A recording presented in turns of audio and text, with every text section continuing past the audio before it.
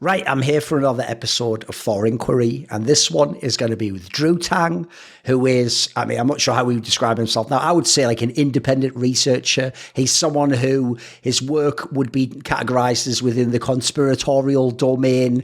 I mean, there's a lot of different terminology I noticed depending on how respectable people want to make themselves sound around this area. Now, people might know I have had people on this series in the past who tangentially overlapped into this area. Maybe their work or some academic element had like revisionist elements to history or an alternate take, or they had, for example, like there's people who have the take that like a lot of occult things is really like secret way that finance is done and things like that, you know. So we have talked about topics sort of tangential to this in the past, but if people know how I do it on my channel, we try to keep things fairly abstract and talk about things. I would even say we're trying to like do it on a higher resolution. We're not just doing almost the gossip version of conspiracy or what the latest things are. So the first area I actually want to talk to you about is, before we get into any specific topics, and obviously people can go to your Twitter, they can find all your threads and your work, and you have a way that they can access the old ones you used to have on your old account.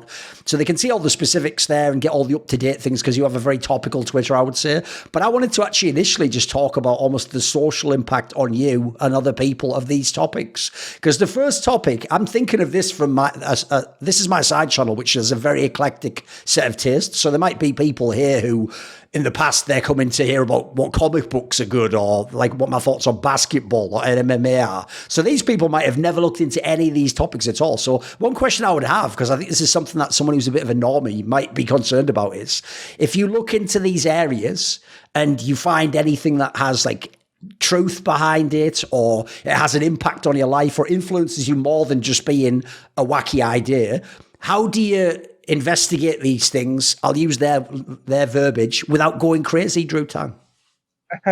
That's a great question. Just do the intro part. I'd classify myself as a information trafficker. So Okay. I find valuable, hidden, rare information and then distribute it. But yeah, no, great question, and it's something that I do talk about a decent amount. And basically, the synopsis is this: in order to be able to look into some of these higher level concepts and these more scary topics and inconvenient truths, you need to be grounded. And I've seen a lot of people that are exposed to the information too quickly without being grounded. They'll quickly, they'll go haywire. They're too traumatized. They'll really, almost go like schizo in a way, and kind of lose their minds. Um, but in terms of grounding, what I mean by that is, before you really start exploring the external, I think what has helped me a lot is how I got into this whole genre and sphere of looking for alternative information sources and questioning the mainstream narrative. I started really in fitness because Right. bodybuilding and stuff like that. Anyone who's gotten seriously into bodybuilding and really found any success, you'll know that when you first get in, you're looking up to all of these influencers and all these huge jack guys. And then you're following their supplementation advice. But what you realize is, one, all those influencers, the really big ones, are all on steroids or some other performance enhancing drug. Sure. And then two, the supplements they're shilling are basically completely unnecessary. They're, maybe there's a marginal benefit to some of them. Personally, I think getting a caffeinated pre-workout with a little creatine and maybe some protein powder afterwards, just as a supplement, if if it's difficult for you to find protein in natural food sources. But basically, in that bodybuilding fitness journey, that's where I first started to realize, wow, a lot of mainstream nutrition, and especially what they try to sell you in the bodybuilding sphere is all bullshit. So that was initially what really got me to understand that the mainstream media will lie to you, and then they'll put people who are experts in front of you and tell you certain things even though they know it's wrong, just so they can sell you solutions. And I think this really also expands into spheres like meditation, yoga, that type of stuff, where it's more about mindfulness.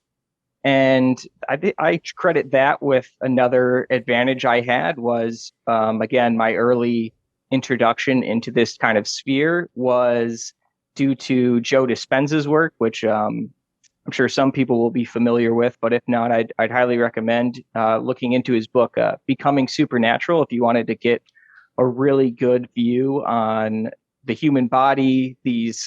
What Joe Dispenza does a really good job of is integrating these old esoteric ideas about chakras and energy centers and stuff.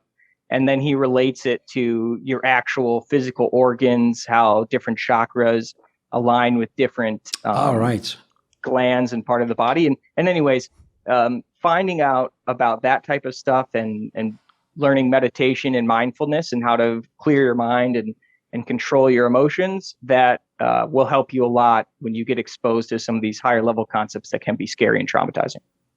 Because along these lines, I have to say, one of the reasons, like I probably had a similar journey to you, where when I've looked into, I mean, I come from a journalism background, so actually a lot of my skill set is things like corroborating a fact, finding out, like reverse engineering why someone would lie about information or why they would push a certain agenda. And that's essentially what I'm doing in my day-to-day job. It's more in the normie sphere, and in my case, it's just video games. It's nothing too serious, But then essentially, once I applied that skill set to other areas like the ones you're talking about, I quickly found, I mean, the funny thing is, I really actually do think almost all industries and areas have very similar ways they're either constructed or similar hierarchies, or the same sorts of scams are being run and the same lies and techniques are being used. So I just very quickly found there was a lot of rabbit holes to dive into. But when I did this, one thing I'll say is I would notice, it's a bit like I had a similar interest just in an imaginative sense in the occult. And one thing I noticed when I was looking into this sphere was a similar thing to why I asked that question, which is no matter what people think, whether they think it's totally a fraud and a scam, whether they think, self-delusion, whether they think there is power, whether they think you can contact real entities, the outcome for a lot of people was they would either sort of, at worst, at best, in a sense of not doing harm, just become a wacky uncle, as it were, And at worst, a lot of people did seem like they went crazy, or they became detached. They couldn't essentially just live in normal 3D reality. They couldn't just be a person who had a conversation without some of that involved in it. And yeah, I mean, you said the term, that's obviously the term everyone uses on Twitter. They did seem a bit schizo, quite frankly. So even if they had great information, I mean, I am one of those people who believes that notion that, like, I wouldn't really want to take advice from someone if I think their life is a total train wreck, and they seem like all they have is the information, because it just makes me think, is that an outcome of the information? So what I would say from my own experiences, I've never actually had any problem like that whatsoever. I've never had any time I've had to question my sanity or feel like information overwhelmed me. There were certainly times down certain rabbit holes, I'm sure you can imagine which ones in the conspiratorial area, that I had very dark thoughts, as in I thought like, oh my God, is this really what's going on in the world? And are people really that evil? And obviously you have those thoughts of like, should I tell everyone in case this could somehow protect them? Or what if one of my relatives fell in with some of these people and had, like, for example, they might want to go into certain industries where they think it's glitz and glamour, but I would want to warn them, like, hey, don't go to certain parties. Don't hang out with certain people who seem like cool celebrities. Maybe they aren't, But one thing I've found along the way was, it's kind of like what you're saying here. I also feel like, as much as people will think it's woo-woo, and by the way, I don't say that as like an excuse. Essentially, I'm sort of into woo-woo stuff. I actually think once you pick apart rationality and science, there's really not that much there. It's just another form of woo-woo. It's just sort of the one that we're conditioned to believe is correct. So what I would say is, one of the ultimate guides for me is the notion of intuition. And what I do is I apply that with what I just said of looking at what is the outcome of someone thinking and following certain thoughts and patterns. So what I would say is this, as a guide, I kind of have an internal, almost like a radar where I feel like when I encounter information, if it is information that just has the effect of like, I thought I learned something, but I actually just feel more scared now and there's no practical application and I feel helpless, that tends to me to almost feel like it's like I have a very fine palate and I'm tasting something like, I think there's poison in this. I think I better throw that goblet away, because I feel like when you actually hook into something real, it only, to me, the idea of opening, right, it enhances your life. You can integrate it. You don't have to feel like you become weird or skewed, and you kind of can have that extra side to yourself that you can choose to reveal to people. But it can also actually make you just more aware. It can make you I would even say this. Even dark material, if you're getting it from a good source, in my opinion, or you vetted the info, it does the opposite. It actually removes fear. You feel like now you know what is out there and how you need to protect yourself. Have you had a similar experience? Yeah, 100%. I think you're bringing up a really good point as far as the negative information that makes you feel helpless. I think there's a lot of it has to do with your perspective as well. If you hear something negative and it seems like, okay, there's very powerful people doing very bad things, like a certain banker, financial guy who had an island. Sure. You could be hopeless, or you could look at it from the perspective of, okay, now that I know this information, I can, things start to make a lot more sense, and I can, avoid and disempower certain people. I can stop idolizing certain celebrities or political figures that were associated with him, knowing what I know now. And yeah, no, I think it could be. I think it's a lot about perspective, which goes back to the mindfulness and that type of mastery of self before diving into these things. I think is really helpful. Okay. I mean, an obvious follow-up on that is to tie the two questions together. When you integrate this information into your own identity, who you think of as yourself, and then it potentially can germinate into other parts of your being, if you've got a significant other, if you've got direct family, if an acquaintance talks about this, if a stranger brings up a topic. Obviously, I'm going to assume, just because I think most people are going to be like this, I'm guessing you don't just go full on like a Twitter thread and just do the schizo post and tell them like, bro, you don't believe like time travel, and like, because I'm guessing if you hit most people with that, I mean, it's like you said before, I also do think, I kind of now understand, even though I think a lot of those organizations are evil, why there is an initiatory system in almost every single occult tradition. I actually do sort of feel like if you just give people the best, the most hardcore shit, it's sort of like giving a toddler a shotgun and going like, look, because I think shotguns are important for, protection, just have at it. You don't need a license, you don't need to learn about it. Just go out there with it, have fun with it. And obviously you could see that'd be a recipe for disaster. So how do you do it? Do you drop breadcrumbs? Do you vet the person? How do you manage to know to what extent to let people in? Or are there certain scenarios in life where you just pretend to be the NPC? You just pretend to be Joe Normal? That's another really good way there. I mean, if you're running an organization, which, I do have, I have a group called the Apocalypse DAO, which is basically a private mentorship / course. And I do vet people before getting them in there. But I think a lot of it, as far as, my public information and what I put out there, I try to, I keep things as an information trafficker, I try to stay away from from stuff that is not based in, a fact that I can show. If I can't show a news article, if I can't pull up a historical fact about a certain group, or, if I can't show supporting evidence, I won't really go on that. Even if you could possibly draw a conclusion, I won't, I try to stay away from that. So as far as, vetting the people I'm sharing information with, I think a lot of it has to do with cultivating my community. So, I stay away from, if somebody starts commenting on my stuff that's super triggered, or they're a part of a very closed-minded group that, they have a cognitive dissonance, violent reaction to certain information, I'm going to immediately block them. There's a lot of discourse about, oh, should you block? Is it surrendering? I don't really care. I just don't want that type of people around the information. Obviously, it's not doing them any good to see it. It's just making them angry. Yes. And it doesn't do any good to my community to have some insane lunatic, screaming insults in the replies. So I think a lot of it has to do with, I do a slight curation on my community. And I think very few people that aren't ready for the information would follow me in the first place, because that's the really nice thing. You were talking about how, your career and your audience has been accumulated through different, much more mainstream, acceptable hobbies and whatever. The nice thing about my community is that I've always just told people exactly the most triggering and offensive beliefs I have. Yes. You go pretty hard on Twitter, I will say. Yeah, I definitely don't hold back. And I think that's I'm not trying to cast a large net. As much as I would like to.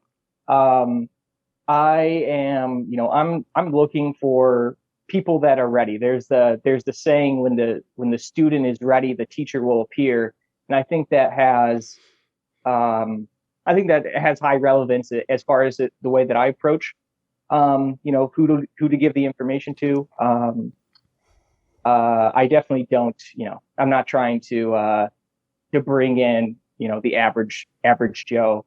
If you find my content and can survive, I'm going to give you the most extreme stuff right up front, and you'll get weeded out one way or the other, either by your own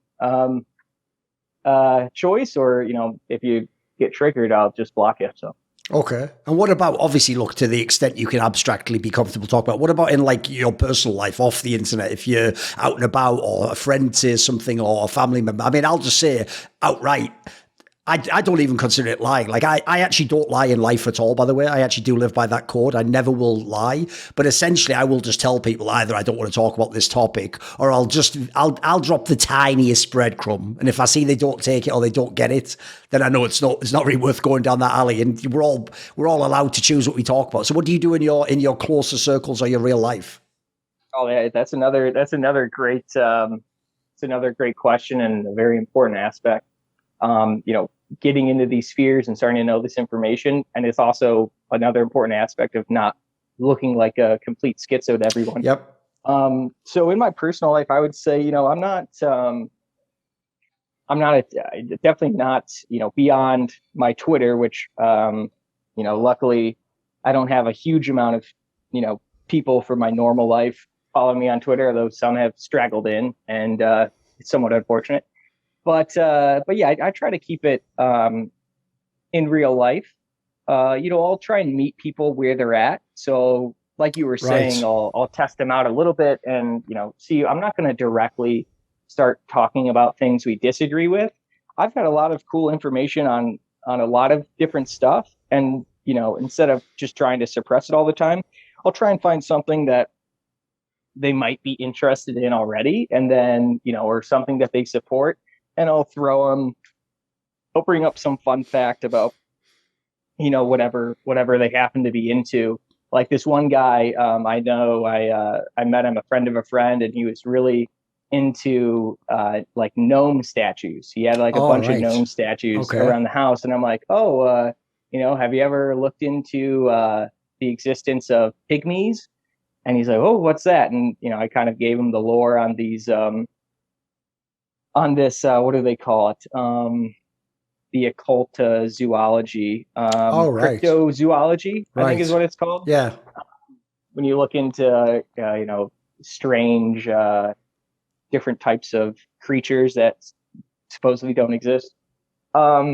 Anyway, so that's an example. And for instance, if I know somebody's like political affiliation, I'm obviously not going to choose to talk about directly opposing stuff. Right. Unless, some people will want to talk about that, in which case, I'll either give them my opinion, but, keep it, I'll just say, this is, I think a really important part as well is I never would go into a conversation saying, listen, this is 100% the way it is, and you're stupid for not believing it. Right. How I would frame it is, this is all I could do is explain why I think the way that I do. I don't have an emotional attachment into convincing anyone. I just want to, if you're interested in thinking or into getting a perspective on why I think like I do, I'll provide you the information and the evidence that makes me think that way. If you want to argue with me for 45 minutes and get heated about a subject because you're emotionally invested in something being true because you associated yourself and identified yourself with something, then I'm not really interested in that. But yeah, that's important too. I think just if you are going to get into a debate with somebody or a sharing of ideas about a certain topic, just frame it in the way of this is why I think the way I think. Here's the information, and then just let the other person talk too. Just let them talk, and and initially, like I was saying before, try and find something you agree with to start off with. And once you can, most people will agree with more than they yes. And they're also kind of doing the same thing, right? Everyone else isn't really letting on what they're wacky. Everyone has one weird conspiracy angle, sort of, right? Mm-hmm. Yeah. So yeah, exactly. Once you start a place to, you find a place to start, it's a lot easier. Right. One other thing before we actually jump into some of this stuff is I also think something when I was much younger, because I used to have the same reaction a lot of people do when they first get into this stuff of like, oh my goodness, like it's going to be hard, but I've got to find a way to tell everyone I like or care about or know this stuff because it's so important. And then one thing I've sort of realized is to use the classic matrix analogy is that's almost like force feeding someone the red pill when they actually, given the choice, might choose the blue pill. And the whole premise is, I do think actually, maybe we could tie this into a higher concept. I actually do think like personal responsibility and choice are essential components of whatever realm or life we're living right now. I actually do think they're almost hard-coded spiritual laws or forces of the world. It's one of the reasons why I always tell the truth, essentially, even if it means you have to not tell the white lie or the noble truth or whatever way they've jazzed it up over the years. But the issue is, essentially, whenever I would watch movies and you have this hero who's trying to break out and get the information and tell the world, like, I almost think part of why that works as a fantasy is because actually I find, I don't know what your experience is, but in real life, I actually don't think most people do even want this information. Even if they had an inkling some of it was true, they almost wouldn't want it. Like, I think people really do choose sort of comforting lies, if you know what I mean. Oh, yeah, absolutely. I think one interesting example of this is one of my relatives. I had showed her during the 2016, or actually no, it was 2020.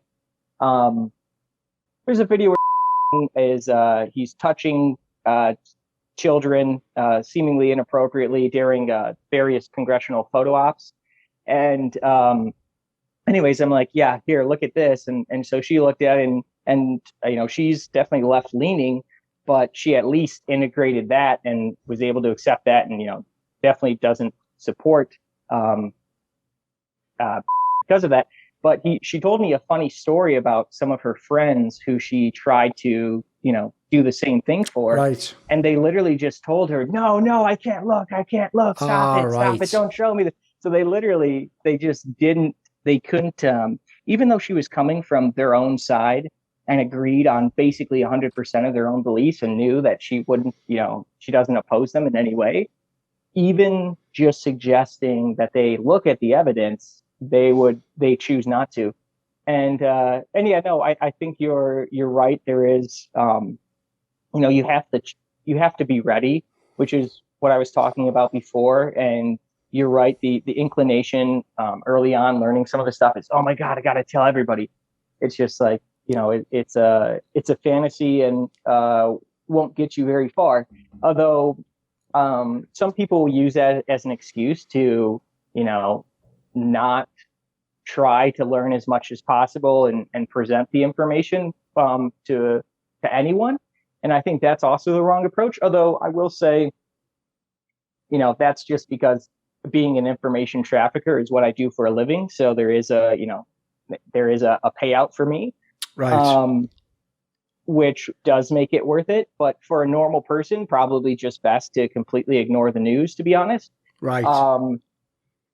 But yeah, I do think there's merit behind consolidating as much information as possible, making it actually bulletproof, so the people who are open to information and are open to, potentially talking to other people who are also open to it and creating that network effect. There's a lot of good people who don't have the time to research because they're not an information trafficker by trade. So my goal is to present that information as succinctly as possible, give them the best references and sources so that they're not just taking my word for it. They're able to produce those sources to other people. And in that way, the people who are ready can get other people who are ready to, be ready to share with other people.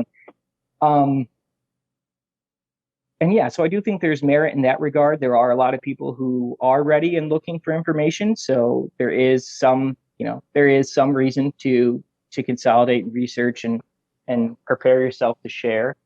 And I guess that's my take on that. Right. One of the classic concepts that people even who've just dipped their toe in will have heard of is obviously the revelation of the method.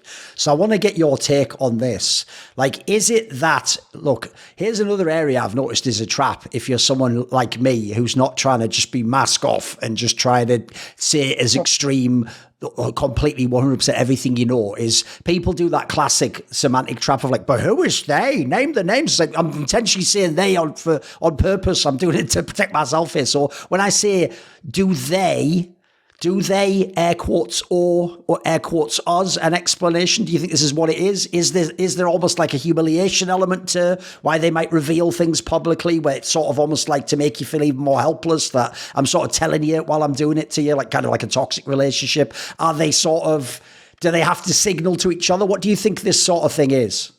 So I think mainly it goes back to stuff you were talking about before. There's two concepts you brought up, which one, the idea that there are, types of esoteric, unseen laws that govern the universe, especially around telling the truth, karma, stuff like that. So there's that aspect. And then, at which, the ruling classes, the people who are a part of these occult esoteric groups, they do believe in these things as a reality. So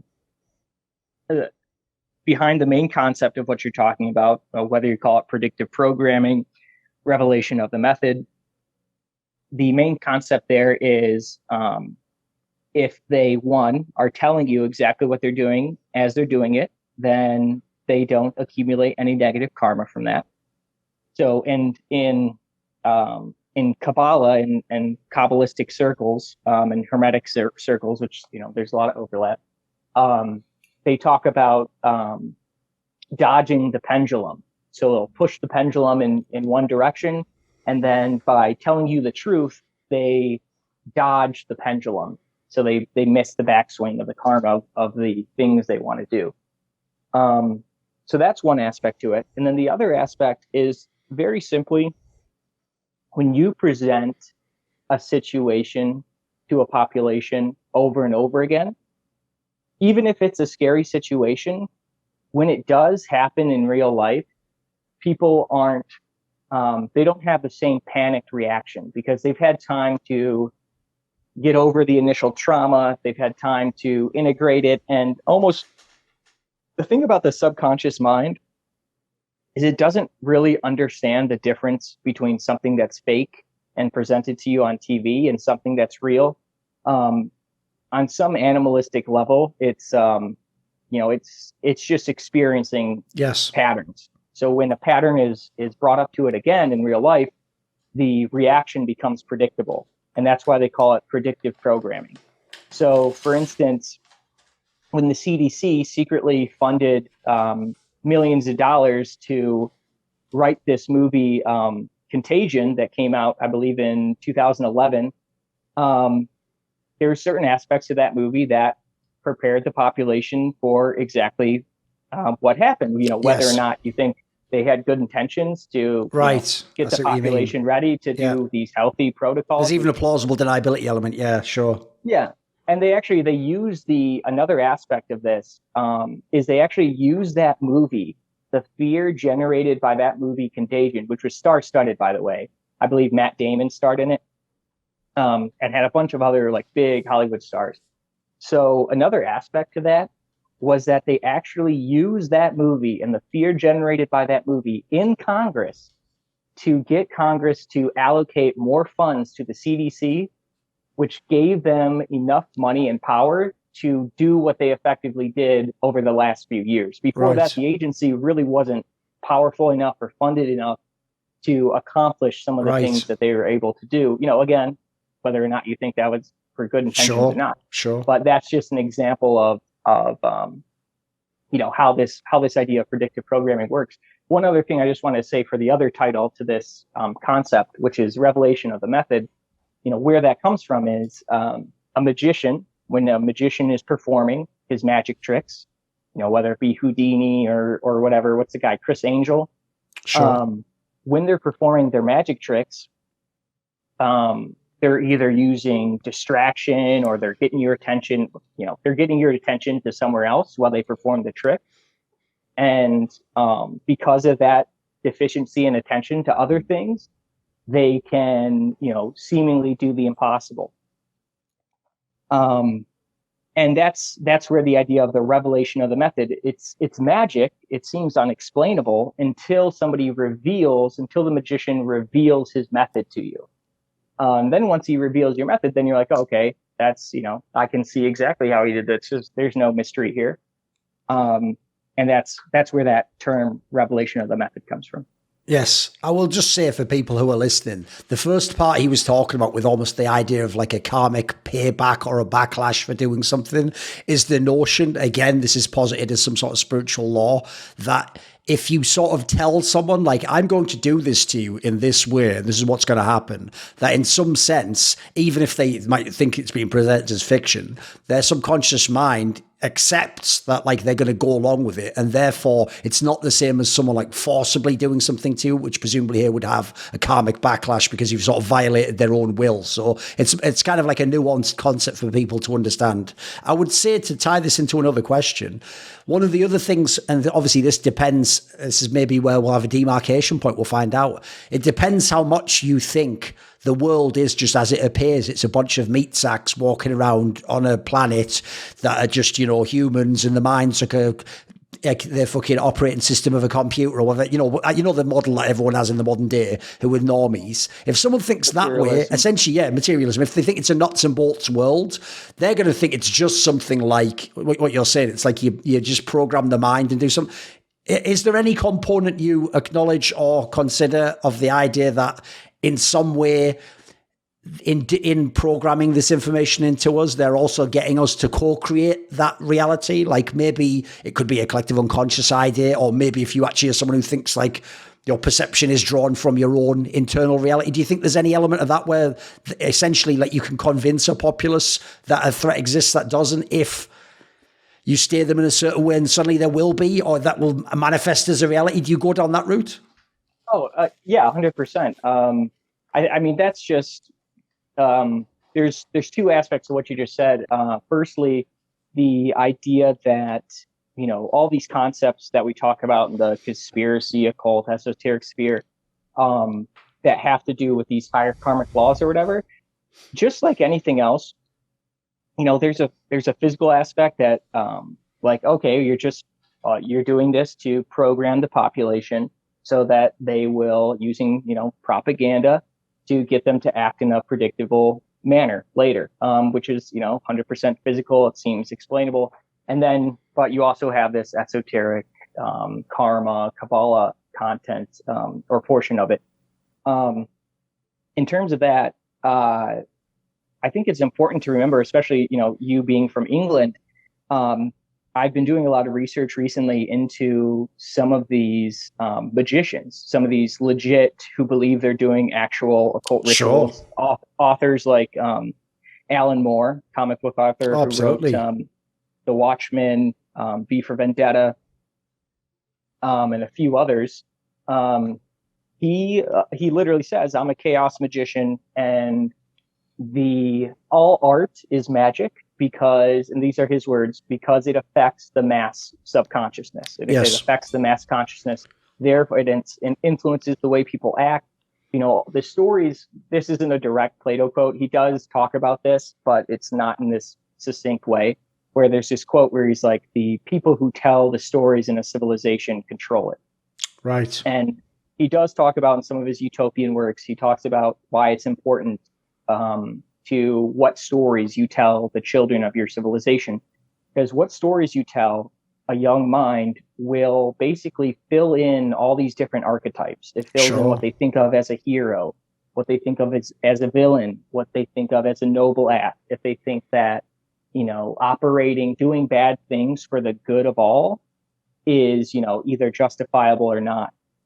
There's all these, it's forming their moral code, what you tell them in these stories, which of course plays into, the example we brought up before with Contagion. You see Matt Damon on screen. He's following all these, guidelines, and,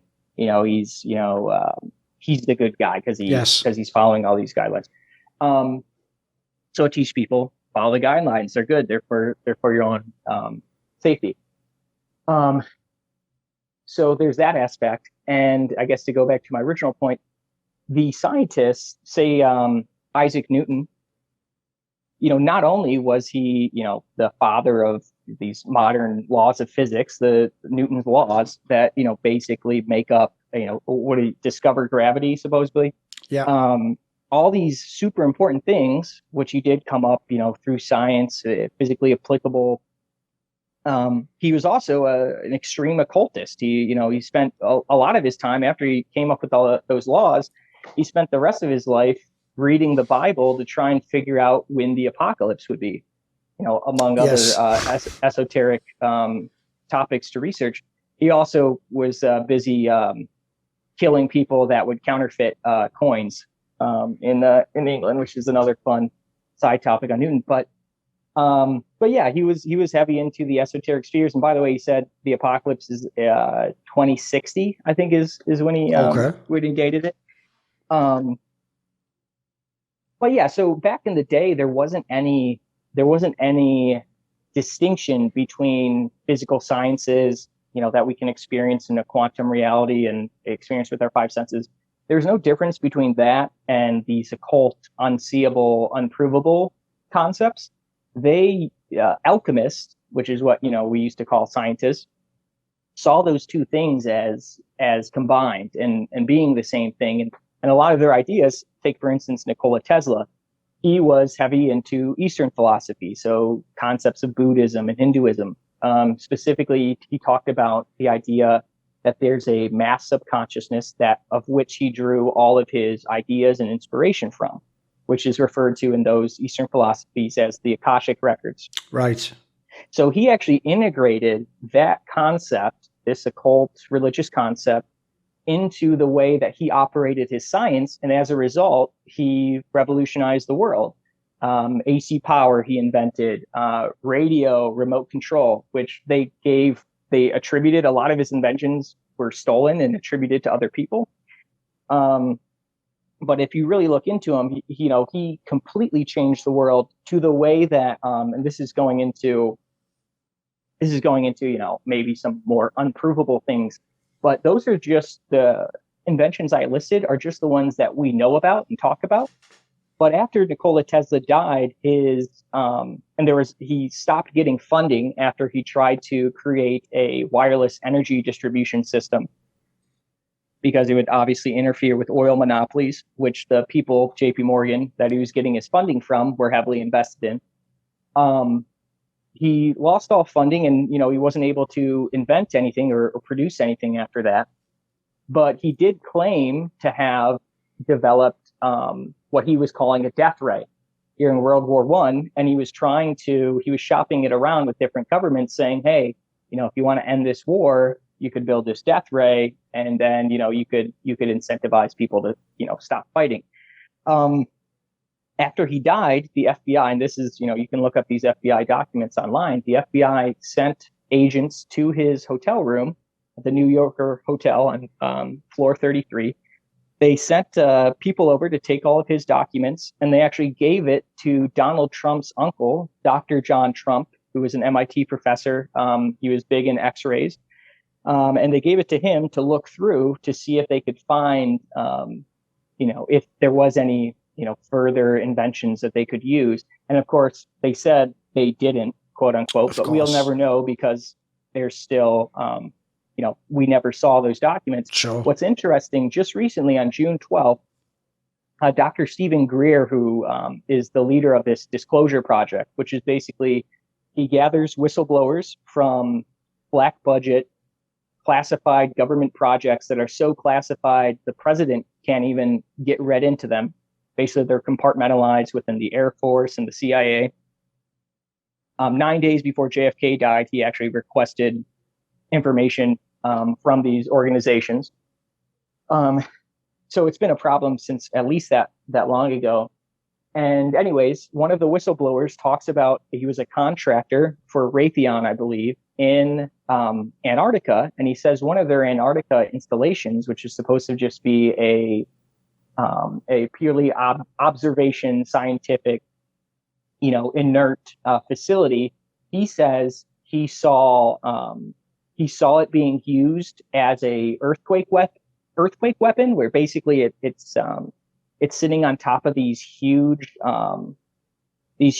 tunnels, or rather shafts that go deep into the earth. And there's I couldn't explain the physics to you, but Sure. He says basically they can do, and you can watch his testimony as well. Just look up Disclosure Project June 12th testimony, and he basically says, one, it was an earthquake weapon, which Tesla had supposedly also invented, which was similar to the death ray. But then he also says he saw it shoot like a big green laser out of the top, which again was, supposedly a Tesla research project that Tesla talked about, but there was we never saw any details on. So yeah, anyways, what I'm trying to say there is what all these scientists that did actually create physical and scientific achievements that radically changed the world as we know it, the way we live, and the technology we use, they believed that there was esoteric concepts Right. and principles that we couldn't see. So if they believed it and they were actually able to accomplish things, then what makes you think you're so smart by just not even believing it could ever possibly be true just because you can't experience it? So that's a viewpoint that I like to bring up. Sure. I mean, I would even tie these concepts together and say one of the things, it's funny because one of the ways I actually initially investigated this area was more the idea that, like, it's not that I actually was drawn to them, like, oh, that's got to be the case.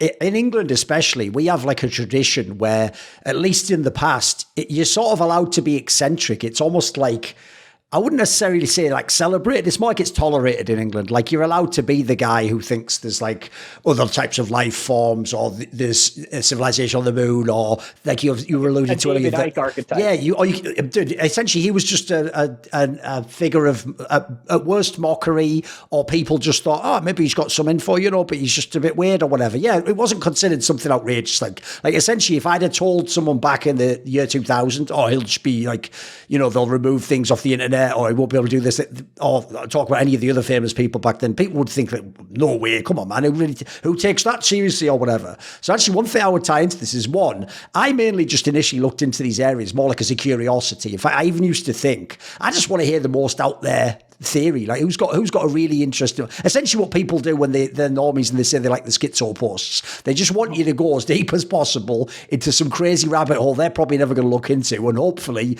along the way tell them some really crazy revelations or conclusions that you come to. So I used to initially sort of think of it as like sci-fi fan fiction, essentially. But all I'll say is this. I think the most interesting way, after looking at some of these topics and integrating the concepts, is now it actually makes fantasy and sci-fi movies, which, as you said earlier, the subconscious mind just has an experience when it watches a movie, when it hears a story, when it hears what mythology, it hears music. It doesn't actually think like we do. Bro, it's just a movie. Like, it's not real. Like, there's a reason you jump when the murderer comes out from behind a corner, or when some demon character's on screen, you're terrified. Your brain doesn't know it's just a movie in that moment. You suspend your disbelief. Or laugh when something's funny. Yeah, absolutely. Laugh when something's funny. Yeah, I mean, what I would say is this, though. It's actually made all those movies I almost am more fascinated by them now, if you know what I mean. Like now, if anything, I almost see like a different layer to it, or I think, before I would have just thought, what a flight of fancy to have this crazy concept in there. But now it's almost like why might someone put that in a movie for me to see? And then two, I have to actually ask myself sometimes, are these actually either literal things that are possible, or are they sort of representational of ideas that have some reality to them or exist beyond my knowing, Yeah, no, it's I definitely feel the same way. I never really, liked watching movies, and maybe this is just a 5D chess by Hollywood to make me buy movie tickets again. But but I really enjoy watching movies now, understanding some of these deeper concepts. And, ever since you brought up a really good point, which I'll connect here, is England does have a very unique culture of allowing for eccentrics. And it's because, and I've done a lot of research recently, it's because mainly, well, one, you have the history of the Druids, the wizard culture that existed on the islands before when the Romans came. And actually one of our best descriptions of the Druids comes from Julius Caesar himself. So you have that base of a already a wizarding blood, there almost is, in England, because of these Druids, which the Druids made their wands from Hollywood, from the Hollywood trees. So this is all, everything about, just like Alan Moore said, the stories that we tell are actually affecting the mass consciousness. And, you could call it magic because you are literally programming somebody. And since the days of Shakespeare, which, this is, I hope I don't offend any of the English listeners, but as far as I'm concerned, given the information that I've seen, it's very likely that the man, William Shakespeare, that they kind of pinned all of these plays on, didn't actually write it. And I don't know if that's a controversial opinion over there. It might be, but put it this way, I had another person, an author on, who also had a similar concept that it was some elites essentially were using it as a pen name because of some of the ideas expressed and some of the concepts that essentially they said no commoner would be able to access or produce this information, Mm-hmm. Yeah. And essentially what's interesting about Shakespeare is not only did it shape through the plays, it gave a core mythology for English culture to, again, base their morals and philosophy off of, which, very importantly included a play about Julius Caesar, which, is very core Western programming. It also literally shaped the English language. Before English had very defined laws and grammar, Shakespeare used to be referred to, you would look in Shakespeare and see how they did their grammar or their spelling or their words. And Shakespeare, of course, created a bunch of words himself. But they actually formed the English language itself based off of, one, that Shakespeare, but also in the same time under King James, they, he commissioned the King James Bible, the English translation of the Bible, which became the most read book in English. Sure. And the word Bible just means book. But again, because specifically these people under King James, mainly the Rosicrucians, and people point to Francis Bacon as being the most public and most likely figurehead of the group. I believe he was publicly the final editor of the King James Bible, or maybe that might also just be hearsay rumor. But, he also lived during those times and he was associated with these Rosicrucian circles. So it's likely that he was. But since those days, the stories were the most important. And they helped shape the civilization. One final thing I'll add is what makes England unique is, of course, you had King Henry, Henry VIII, I believe, who initially broke off from the Catholic Church and the influence of the Pope, which they, of course, had very strong feelings about any type of esoteric belief or practice that wasn't part of the church. Sure. They had a complete monopoly on this type of concept and information, under the threat of death through the Inquisition. So once they had broken off, even though it was just to get Henry VIII divorced a bunch of times so that he could keep trying to have a son, it basically opened the door where his daughter Mary, who was a Catholic, took over. Obviously, obviously you probably know better than I, But Queen Mary took over, the last Catholic. Once she died, her sister, Queen Elizabeth I, took over, and she allowed for, basically more openness around religion and what your beliefs were, so much to the fact that her coronation date was picked by a personal astrologist who chose the date based on astrology, as opposed to normally they would pick the coronation date based on Christian holidays. Right. So even since those days, basically from that point forward, England has, been a unique place where you could have these beliefs and operate in that way. So it's cool to have a conversation with somebody from there, because I've been researching a lot, but yeah, I guess probably went off on a tangent there, but go ahead. No, it's all good. I mean, one thing I would say is another area which I find quite interesting, because another thing I do with some of this information now is I do try to think if essentially, like what I'll do is if someone's a real normie, but they've had a little bit of interest in this, a model or a lens you could apply to think of this is, I notice in the modern day, if you just say simulation theory, suddenly they can accept everything, creation myths, gods, like fucking the idea there's laws to the universe, because essentially they understand the model of a computer. So if someone just for the sake of the argument just listens to us and thinks of it as a simulation, if there were essentially like rules, like if you were inside a video game as a character and you were self-aware and you could figure out, wait, I'm in a video game, then just like when you play a video game, you could sort of test the boundaries and you could figure out, oh, actually, like this is the way, like physics, this is how I move in the game. This is what I can do to progress. This is what puts me back a level or whatever. Well, if there is some kind of a framework, which let's be real, this is already what all religions are talking about on some level anyway, I would say one thing I find very interesting is I try to often tie what appear to be the nuts and bolts reality components to spiritual concepts. And so I'll give you one, and I wanted to get your thoughts on this, which is when people talk about, you can look in almost any culture for this, about the concept of in some way trafficking with entities, external supernatural entities. It could be demons, the jinn of the Islamic world. There's a million aspects. Obviously, the Eastern world have their own versions. There's always a concept within it that when you do this, first of all, they all seem to like trade. You don't just get the info for free always. You get always giving something up in exchange for what you're getting. And in doing so, I mean, some of it will directly invoke the terminology of a contract, like this notion that you enter into something that binds the two of you until X is done and Y is given in return. And all I would say is, the more I look into the nuts and bolts world, it feels like some of that does underlie actual nuts and bolts legal concepts. It's not really that they're distinct or unconnected. Like, essentially, I'll give a few breadcrumbs here. If people look into concepts like what maritime law is and how it might apply to the world, it's not what it maybe initially sounds like.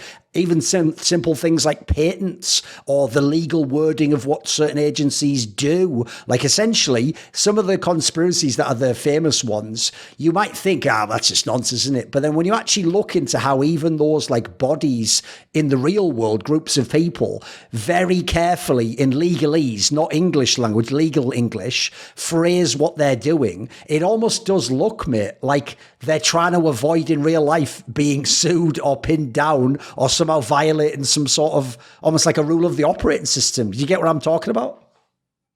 Oh yeah, 100%. I'm heavy in the blockchain Web3 world, and basically all the programming for these different Web3 blockchain products all have to do with contracts, because they're decentralized. Essentially, what in order to make a system and get people to participate in it, you put out a contract. And in the contract, it shows, how much of this currency is being created, how it can be transferred, what rewards you get for holding it, et cetera, et cetera. So even within the newer technology, you're now having to, it's not just signing a terms and service, it's signing one specific contract and, agreeing to operate with that. And yeah, of course it definitely deals with the occult sphere. And actually the main smart contract platform is called Ethereum. And earlier when I was talking about how Nikola Tesla had this concept of a fifth dimensional, all-encompassing mass consciousness, based on the Akashic records of Eastern philosophy, that he referred to it as the ether. And that's why they call Ethereum, because they're basically taking this idea of a decentralized mass consciousness and then applying it into the physical realm on the the most literal basis you could think of. But yeah, you brought up a good point with maritime law. It's definitely an interesting. It's a good rabbit hole if people want to get into, right? Mm-hmm. I mean, it even actually has practical applications, even potentially in certain things in life they might be interested in. Mm-hmm. Indeed. What about this then? One area, if you notice, I'm sort of going through some of the classics here, but we're doing it in a different way. One area that I feel like is one of the biggest turnoffs ever. I even think it was a massive turnoff to me for a long time, especially because, quite frankly, I didn't know anything about like Kabbalah. I didn't understand alchemical, like the sort of the notion of the language of the birds, or what symbols mean, that they're not just as simply nuts and bolts things. They're not just abstract concepts. It's the idea of tying the two together. One thing that was a massive turnoff, and I know a lot of people immediately, their brain just doesn't even want to look at it. It's cognitive dissonance, is any kind of like numerology or gematria. And what I get the feeling about is, again, in the same way as I told you how I noticed there's a lot of people who think like they love like that aspect of like, I'm a very scientific person, no nonsense. But if you start talking about simulation theory, because they believe in computers and they think they know what a computer is, suddenly they're in with you. They're like, yeah, or maybe we are just part of like a simulation, and like instead of God, it's like a program. It's like, bro, essentially all I had to do was change the words and you were in on the concept. So similarly, right, I'll just say, let's use that model again, since I think it's the easiest for a normie to understand. I would just explain like a very simple concept, which is if you lived in an era where someone didn't understand how the seasons affect the growth of plants and livestock, you would be in a scenario where you would seem like a wizard. Like, wait a minute, why would he doesn't even plant his crops except in like one of the seasons, but then he always has the best harvest. But we're just planting them all the time, and sometimes we get it, sometimes we don't. Is it the gods? Is it what? You would seem like, what the hell? But essentially what you've done there is you've sort of cracked a pattern, haven't you? You've cracked a code of like, oh, wait a second, actually there's sort of an order. There are correspondences here between when something makes sense to do something and when it doesn't. And so I would say, the reason I think that area puts so many people off is because when you even encounter it, the people who are really into it are 100% all the way in, and they're not just going to tell you, look at this particular number and how it might occur. They're just going to hit you with a million numbers. Everything's a number. Everything's connected. Everything. Which, look, if you go deep enough into that topic, that is the whole premise of things like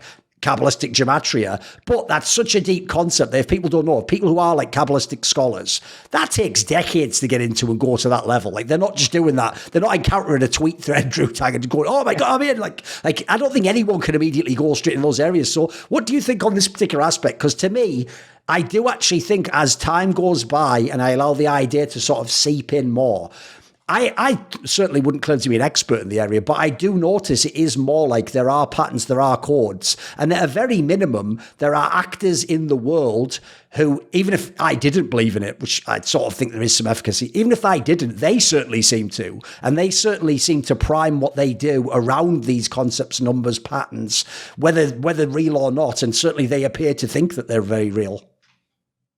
Yeah, I think it goes back to our earlier our earlier conversation as far as the story. So how do you tell people stories? How do you program their minds into what's moral, what's not, et cetera, et cetera? You have to communicate those things to them. And how do you communicate things to them? By spelling words, which are spells. How do you spell a word? It's, again, it's deeply integrated into this magic concept, which we say all the time, but people don't, connect the two things. But specifically, again, I'm glad you brought this up with the English language in particular. Like I was saying before, it was a very, it was a hodgepodge before the Shakespearean era. It was a very much a hodgepodge of different cultural influences coming in Germanic and of course Latin and French and all these different concepts or languages coming in a weird nebulous environment. But the same astrologist I was referencing earlier who helped Queen Elizabeth I pick out her coronation date, his name was John Dee. And also he was also involved in a contract like we were talking about, which was basically wife swapping with one of his friends, which he believed was like the angels were telling him that was his final test. But that's just a side note.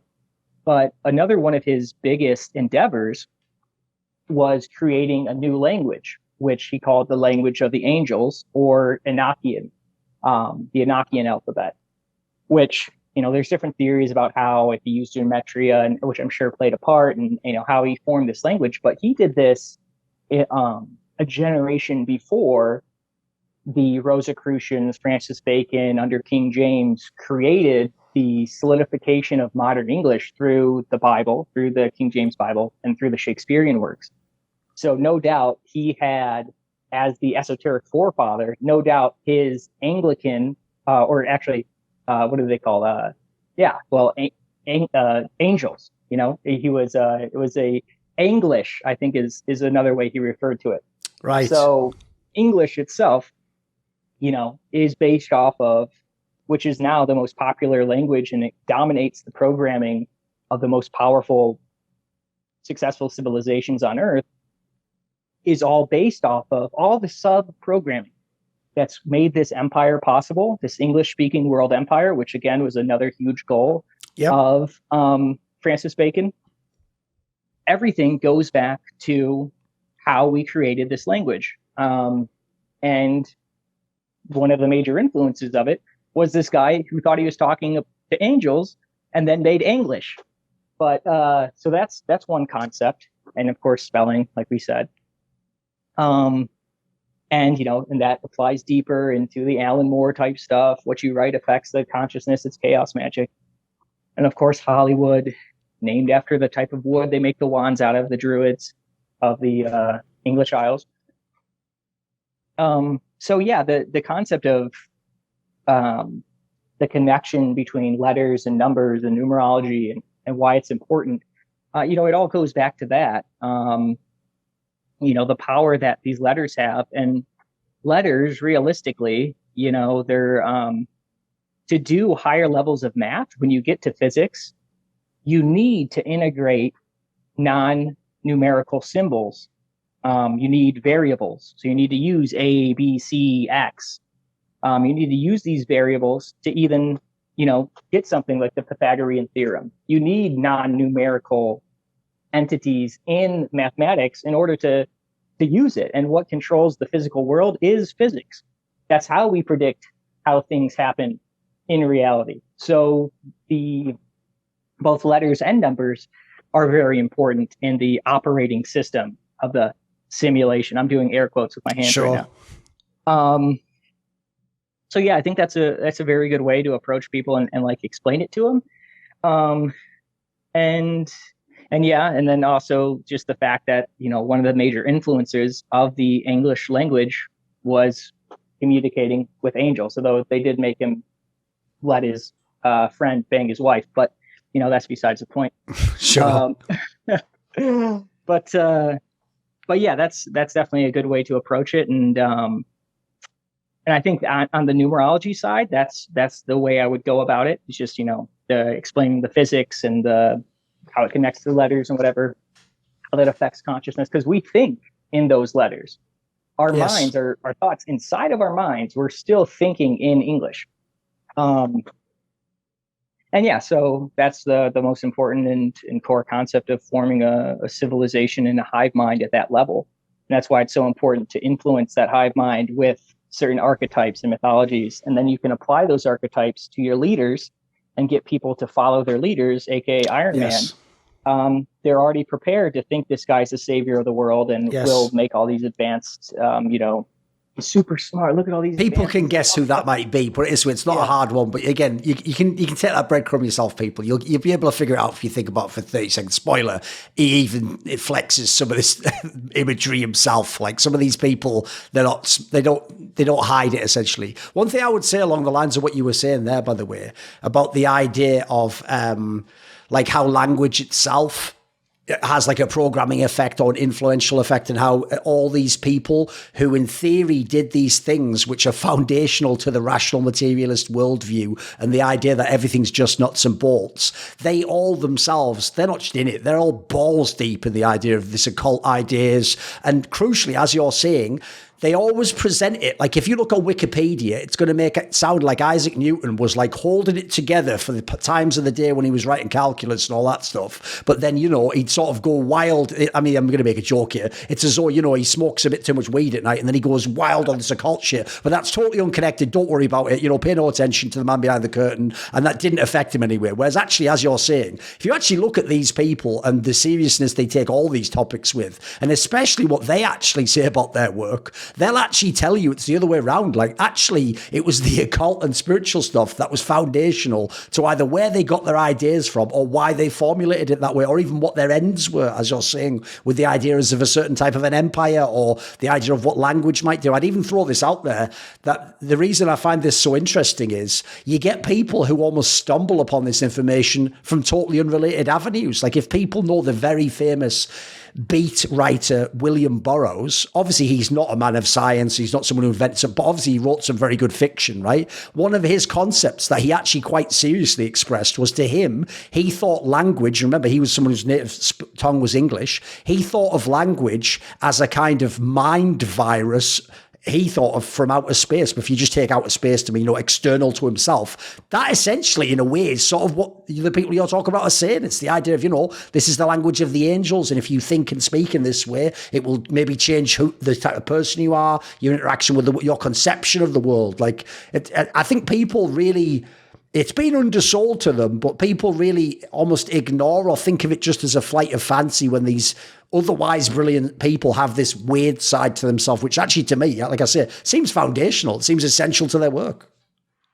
Yeah, I mean, well, Elon Musk just made that tweet the other day where he said, looking to hire head of witchcraft and propaganda or something. So yeah, that's a side note. Definitely not related to anything else we talked about before. No. By the way, I know it's the genius of what he does to tie into what we were talking about earlier is he just, because obviously he's someone who grew up as a programmer in the world of like geeks. He just knows if you do it with an ironic snark to it, all the people online in the Reddit crowd just think, he's just joking. And so as a result, when he says something like that, they just go, haha, well, actually, the idea he says that means, of course, he doesn't really think any of that's the case. But then again, like we were talking about earlier, maybe just look into what people of his status are involved in and what the actual, like, ask yourself if someone, instead of thinking of it as science, if someone had an occult goal that they wanted to accomplish, you can think of some of the famous ones in history, you've alluded to some of them, wouldn't some of these methods potentially be how they might enact it on the world, at a minimum, just through perception, like you're saying, right?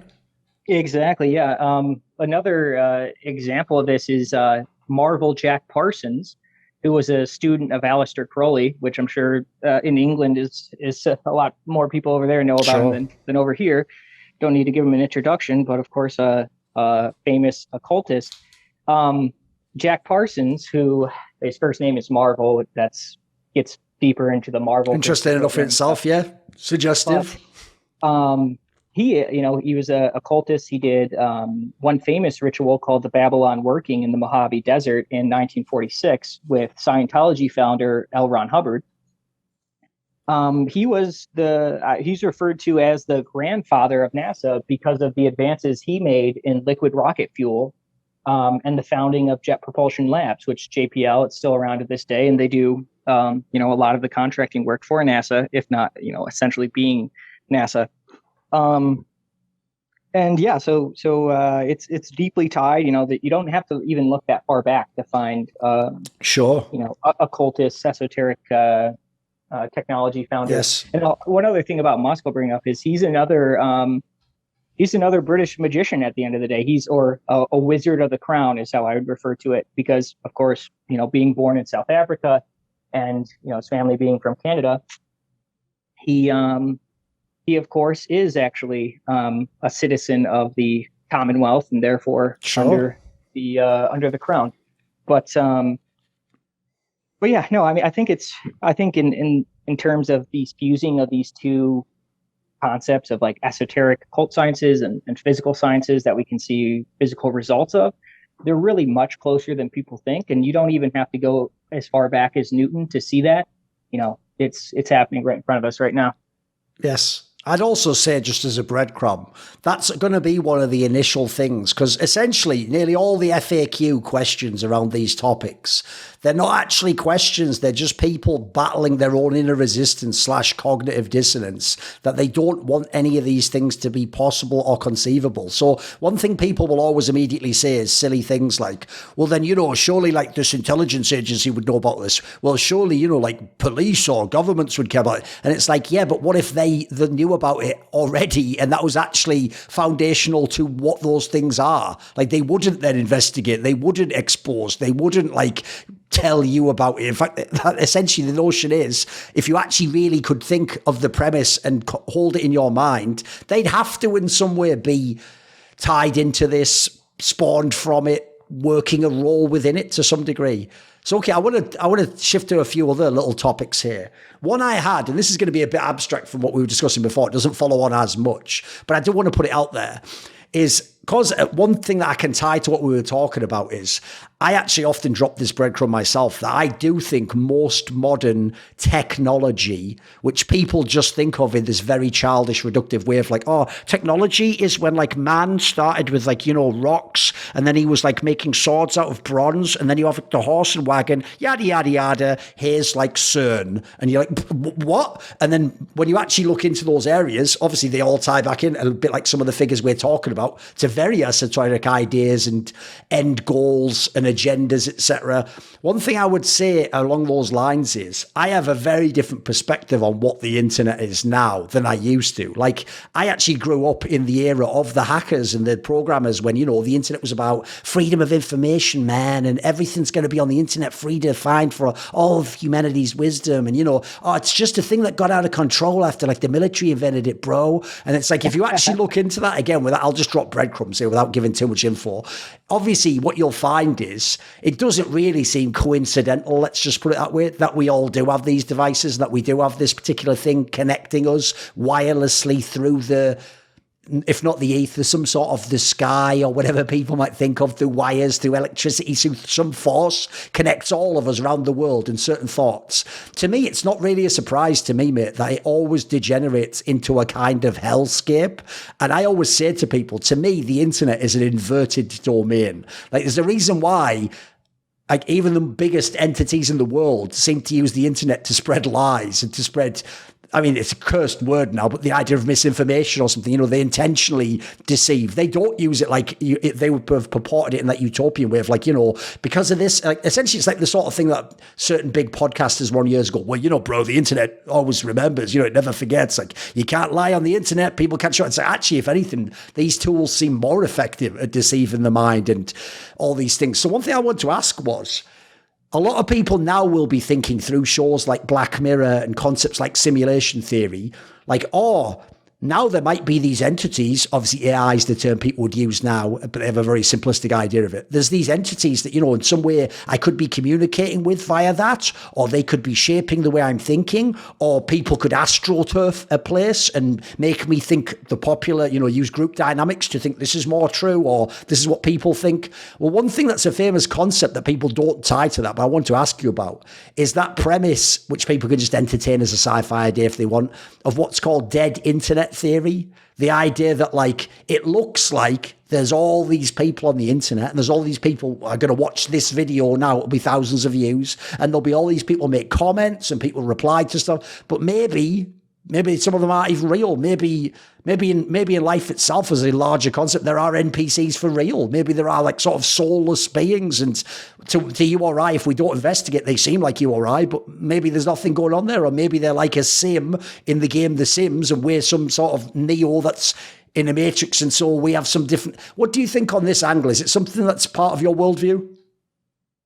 Well, I think it is. Now, what I'd say about this, the stipulation, again, this kind of goes back to the idea of having an internal knowledge of self and the ideas of how the human body works itself and consciousness and stuff like that is so important in these spheres, because there's a book written by this guy, Napoleon Hill, which I'm sure a lot of people have heard of, for his book, Think and Grow Rich, which in a way he's explaining, mental alchemy, at a very approachable, Yes. they just call it, a success book. He sort of stripped out the occult aspect, but essentially the technique is what is absolutely occult, right? Exactly. And to his credit, he presents it in the materialist realm, which is more effective because, like we talked about before, everything has both the materialist and the occult, esoteric, higher realm aspect. Sure. So anyways, people will know him for that Think and Grow Rich book, but the book that people haven't maybe read or heard of, which because it was only published in 2014, he wrote it in 1937. He refused to release this book while he was alive for fear of lashback from the government and other institutions, which he talks about. Then his wife, after he died, also refused to release it.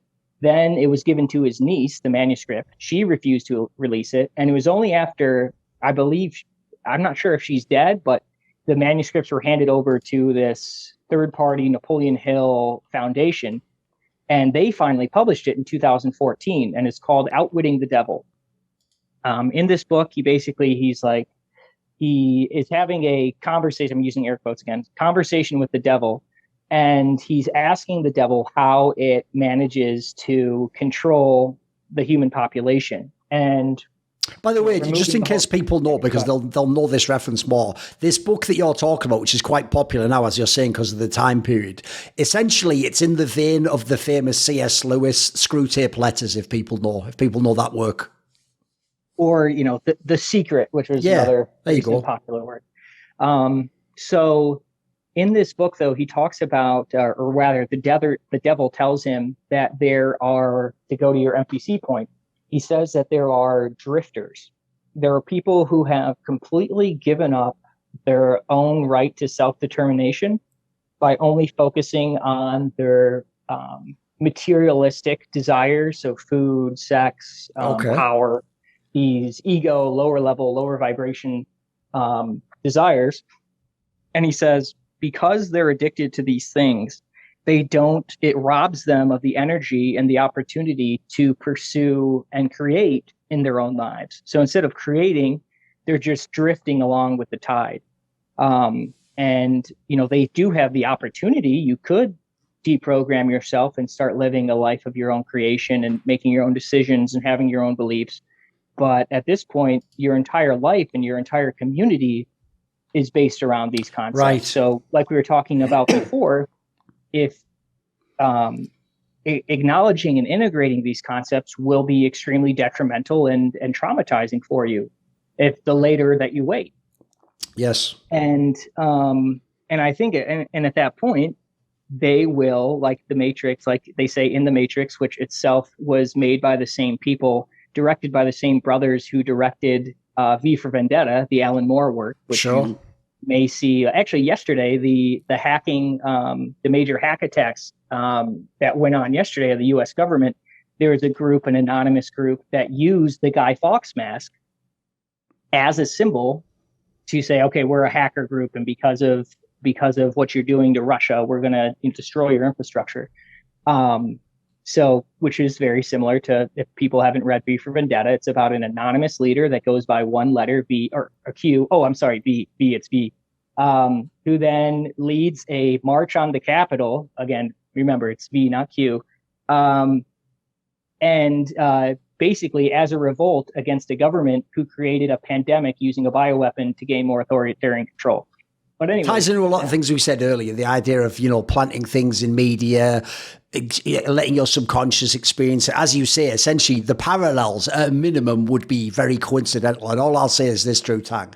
I love that famous quote that goes, coincidence is what you get when you apply a bad theory. Indeed. So to me, there aren't any coincidences, basically, there's the breadcrumb for people. Mm-hmm. Indeed. One other thing I'll add to that is this whole concept of Guy Fawkes. Again, for the English listeners, they're obviously more familiar than this than people on this side of the pond. If people don't know, by the way, that is actually still a thing, by the way, Drutang. When you have the firework night on November 5th, it is still a thing that people make an effigy. It's called the Guy Fawkes, and you take it out and you burn it, etc. But as you might know, hence why that movie had a lot of interest, in a fucked up way, even though on one hand, people patriotically should want the king and all the government to survive, he is actually sort of thought of as a folk hero in a way. That is a real thing in our culture. It's true. I had no idea about that. Yeah. Thank you for that. So he's almost like an anti-hero in a way, if you know what I mean. Indeed. So what I found out, interestingly enough, is that same time period I was talking about earlier, under King James, you had Francis Bacon and the Rosicrucians forming the English language with Shakespeare and the King James Bible. They also, that Guy Fawkes thing happened, the dynamite plot, or whatever it's called, happened. Gunpowder plot, yeah. James. And to make things better, all the evidence points to it being a false flag. It was a completely made-up myth that they used to gain more authoritarian control, and it helped the king crack down on dissidents. And yeah, so it's it's all has a lot of parallels as well. Yes, like if people think about that, did it with V for Vendetta. Like if you think about what he's saying there, that's a good example to use, by the way, because it's a safe one. What you're essentially saying there is an authority figure all that time ago used a very specific, very public notion of a radical committing terrorism to allow him to actually exert more control over people, because then people themselves would think the classic thing of like, well, we need someone to protect us from these people doing terrorism, and then that was essentially what enabled further essentially like aggression of power and influence on the world. So you can see the parallel that he's drawing there. Indeed. And that concept is known as a false flag. Going back, I believe it was something to do with pirates flying a different flag and then using it to get closer to other ships and then attack them.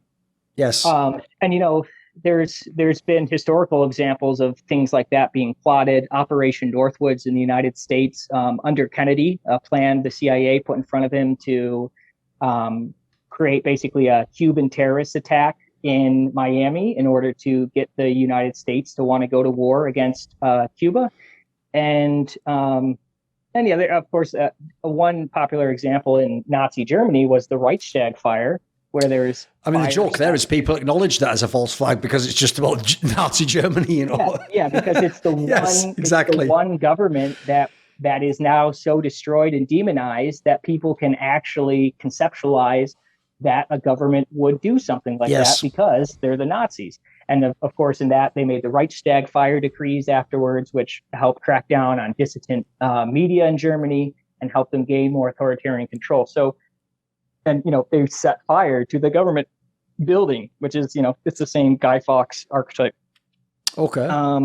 But yeah, what were we talking about? Guy Fawkes, Matrix, NPCs. So anyways, in that Matrix movie, they say some people are so helplessly controlled by the system they're a part of, the culture, the beliefs, the community that they're a part of, that even if that community or culture was corrupt to its core and was actually evil and taking advantage of them, they will defend it to the death, and they will fight you when you try to expose it.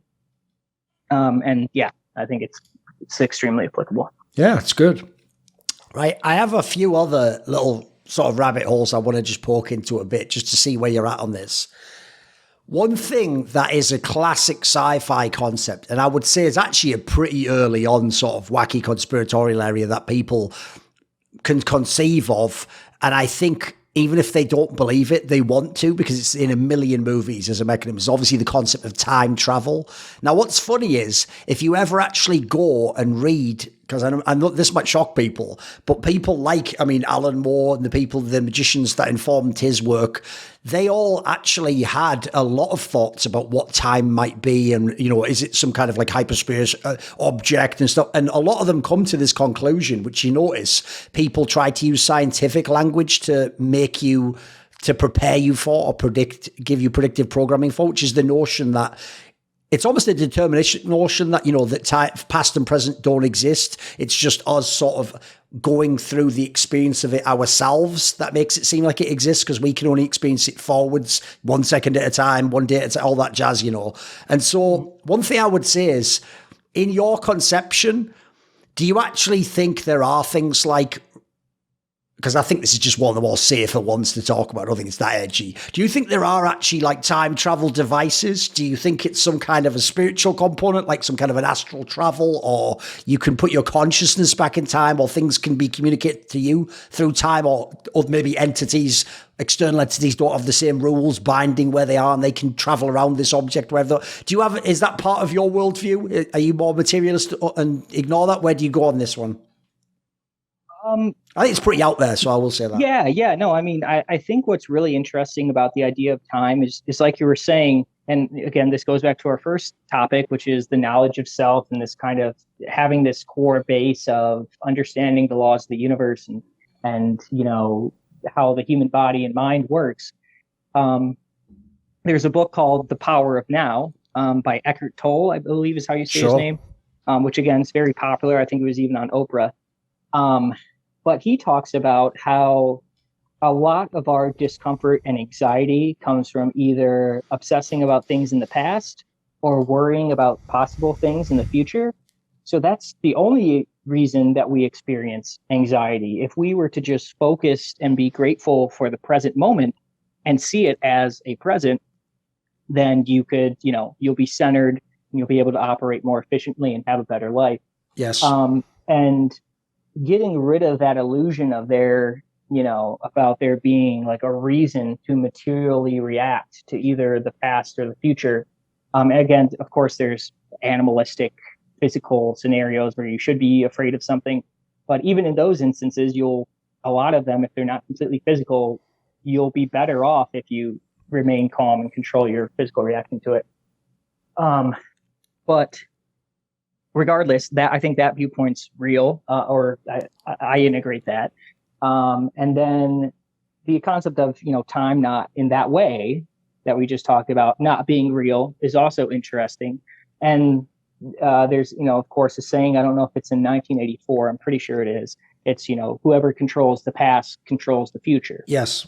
So if you, and another concept is the history books are written by the victors, or victors write the history books, which goes along with that earlier example we talked about with the Reichstag fire, because it's the one example we could point to where people could actually conceive that this government would do something bad to its own population, because the victors were not them. So we were able to tell the truth about them. And yeah, so in that way, you know, history can be affected, if you want to look at it like that, just by you being the one who controls perceptually, right. I see what information you mean. that people, you know, in the mass subconsciousness through the stories you tell. So that's one way. To get to your question about more of an actual physical experience of the past, and that idea of a time travel where you can physically go and change things. I think it's the one thing where you know, it's definitely not something that I can bring up receipts for, or, sure. You know, which makes it so hard for me to, it's one of those question marks, because there's so much predictive programming that integrates into other narratives that I found to be true, but they involve time travel. But I don't necessarily talk about the time travel aspect when I'm talking about these. By the way, I actually think I even know, I'll drop the breadcrumb, but I'll do it very carefully. I think even know some of the things you're referring to. Like, put it this way, there are certain world leaders where there are some very weird, like, historical curiosities that are real. You can go and look up these documents. They do exist, these tracts, these pamphlets, these books, these stories, but they almost seem like either someone would have had to have a really, really long timeline to seed this stuff and then do things now, or like you're saying, it almost does look like, if you think of how the movie Back to the Future 2 worked, that someone went back in time and did something back there and to alter our present, as it were, right? Mm-hmm. Yeah. So So yeah, no, 100%. And Back to the Future too. Like, think about how much that movie alone has influenced our concept of time travel. Absolutely. And then, I think that's how most people think of time travel, quite frankly. It's just that movie, mate. exactly. And then think about what people that we know in real life who had a crazy scientist uncle. And also, there was actually a character in Back to the Future 2 based off of a popular political figure right now. And Yep. he's, again, another figure, which I think you were referring to before, which Yes. I'd recommend reading. If you're interested in diving into this deeper, I would look up two books by Ingersoll Lockwood, written around the turn of the 20th century. And then I would also have you look up a book called The Mars Project, written by the chief architect of the Saturn V rocket of NASA that took the Apollo 11 mission to the moon, Werner von Braun. I'd recommend you check out that book, The Mars Project, and specifically look at the chapter called How Mars is Governed, and then look at the leader, the title that they give the leader of that colony. Yes. That's enough breadcrumbs. It's all good. yeah, just some cheeky breadcrumbs for you. Yeah. But as far as physical time travel, there's the only person I could conceive of actually, possibly doing that would have been Nikola Tesla. And obviously the government took all of his research and basically defunded him until he died. But then, like we talked about earlier, one certain person did get the research first. But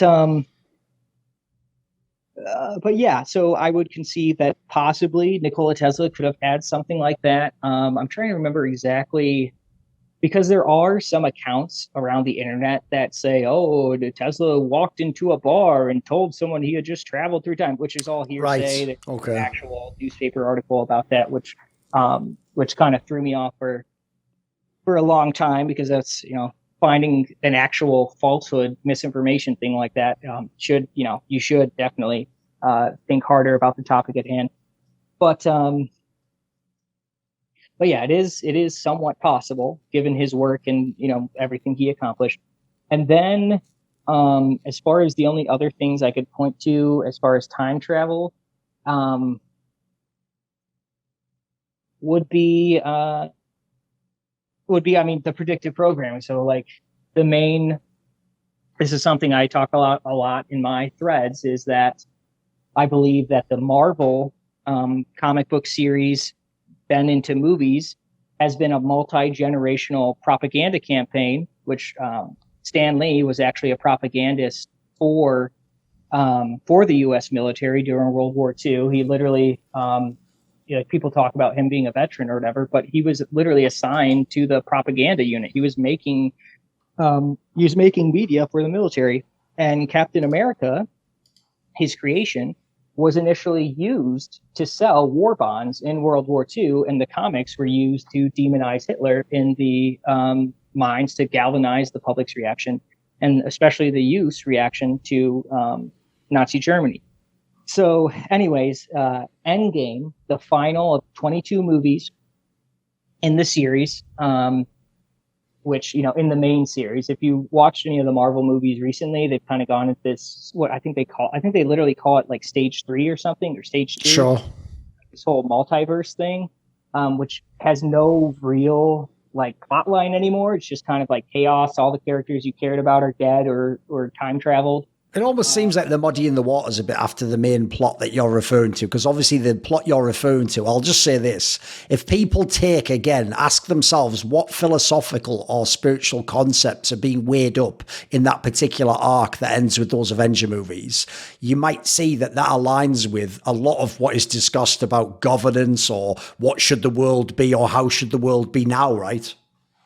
Yeah, so the main theme of those 22 movies obviously ends with Thanos, who's a guy from a planet that was overpopulated, and a bunch of the people were wiped out because they destroyed the planet because they're overpopulated. So he becomes obsessed with going planet to planet and wiping out half of the population of every planet in his own mind to save them.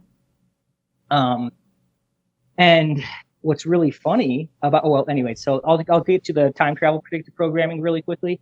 So the 22nd movie of the Avengers series, is called Endgame, and it takes place in the Marvel universe itself, which is a noted part of the script. It takes place in the year 2023. Oh, okay. And in that movie, they basically solve this problem. They stop this depopulation plot by Thanos by time traveling. So it seems like it's, and mind you, what I wanted to bring up Marvel before was that it has certain truths in it that which are great examples of how they put something in a movie to get people used to the idea. So, for instance, in the movie, they have, after World War II, they have Nazis come over to the United States, Nazi scientists, and they infiltrate our intelligence agencies and our science projects. And then later, you find out that they have continued their objectives through these organizations and are not actually loyal to the United States. They call them Hydra. Yes. In the movie. And then eventually you realize at a point that they do actually control the current government. Which definitely, but the real funny part is they actually bring up Operation Paperclip, which is a real U.S. program, Yes. which brought over a minimum of 1,400 Nazi officials, intelligence agents, and scientists.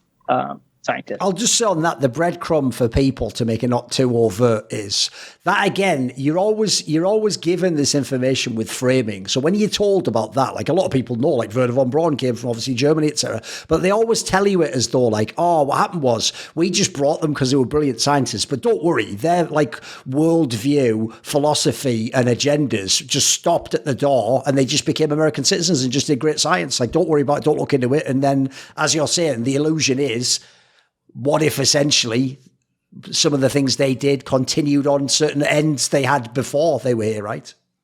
Exactly. Yeah. And that's the plot of, that's the plot in the Avengers movies. Right. One important thing about the Marvel comics is I already got into Stan Lee, who was very integral in the comic book series. And he was actually I believe he died before Endgame was released. He might be in. Oh, Endgame, right. Okay. He was in a lot of those movies, obviously, yeah. He was in every movie, every Marvel movie up to that point. Ah, right. I believe right before Endgame, or it might have been in Infinity War. But there's another aspect where Jack Parsons, that same occultist rocket scientist, grandfather of NASA that we were talking about earlier, his first name is actually Marvel, which nobody talks about. Yes. And what's really interesting is this whole initial phase 1 of the Marvel movies, or it might be phase 2, whatever. I think phase 2 might have been when they bring in the Avengers, when they start combining all the heroes together. But the other guy, L. Ron Hubbard, the founder of Scientology, that he did that ritual with in the Mojave Desert in 1946, Scientology, for those who have not read into it too much, it's a religion made by a science fiction writer, L. Ron Hubbard. And what they don't tell you until you get up into the very highest levels of the organization, even if you join at the base level, they won't tell you this until you give them hundreds of thousands of dollars and go through all these various rituals, is that they believe that humanity was seeded on Earth by a galactic traveling alien called Xenu, and Xenu was tasked with depopulating his home planet. So he took a bunch of souls from his home planet, brought them to Earth, threw them in volcanoes, and blew them up with hydrogen bombs. And then their souls basically wandered around Earth, and now part of their training, which deals with their version of psychology, is that the idea is that these thetans, these spirit entities of the depopulated group by Xenu, aka Thanos, inhabit your body and basically possess you. So you have to get clear in order to advance to the higher levels. This was actually in a famous South Park episode, if people don't know. So it actually has sort of been disclosed to the public somewhat.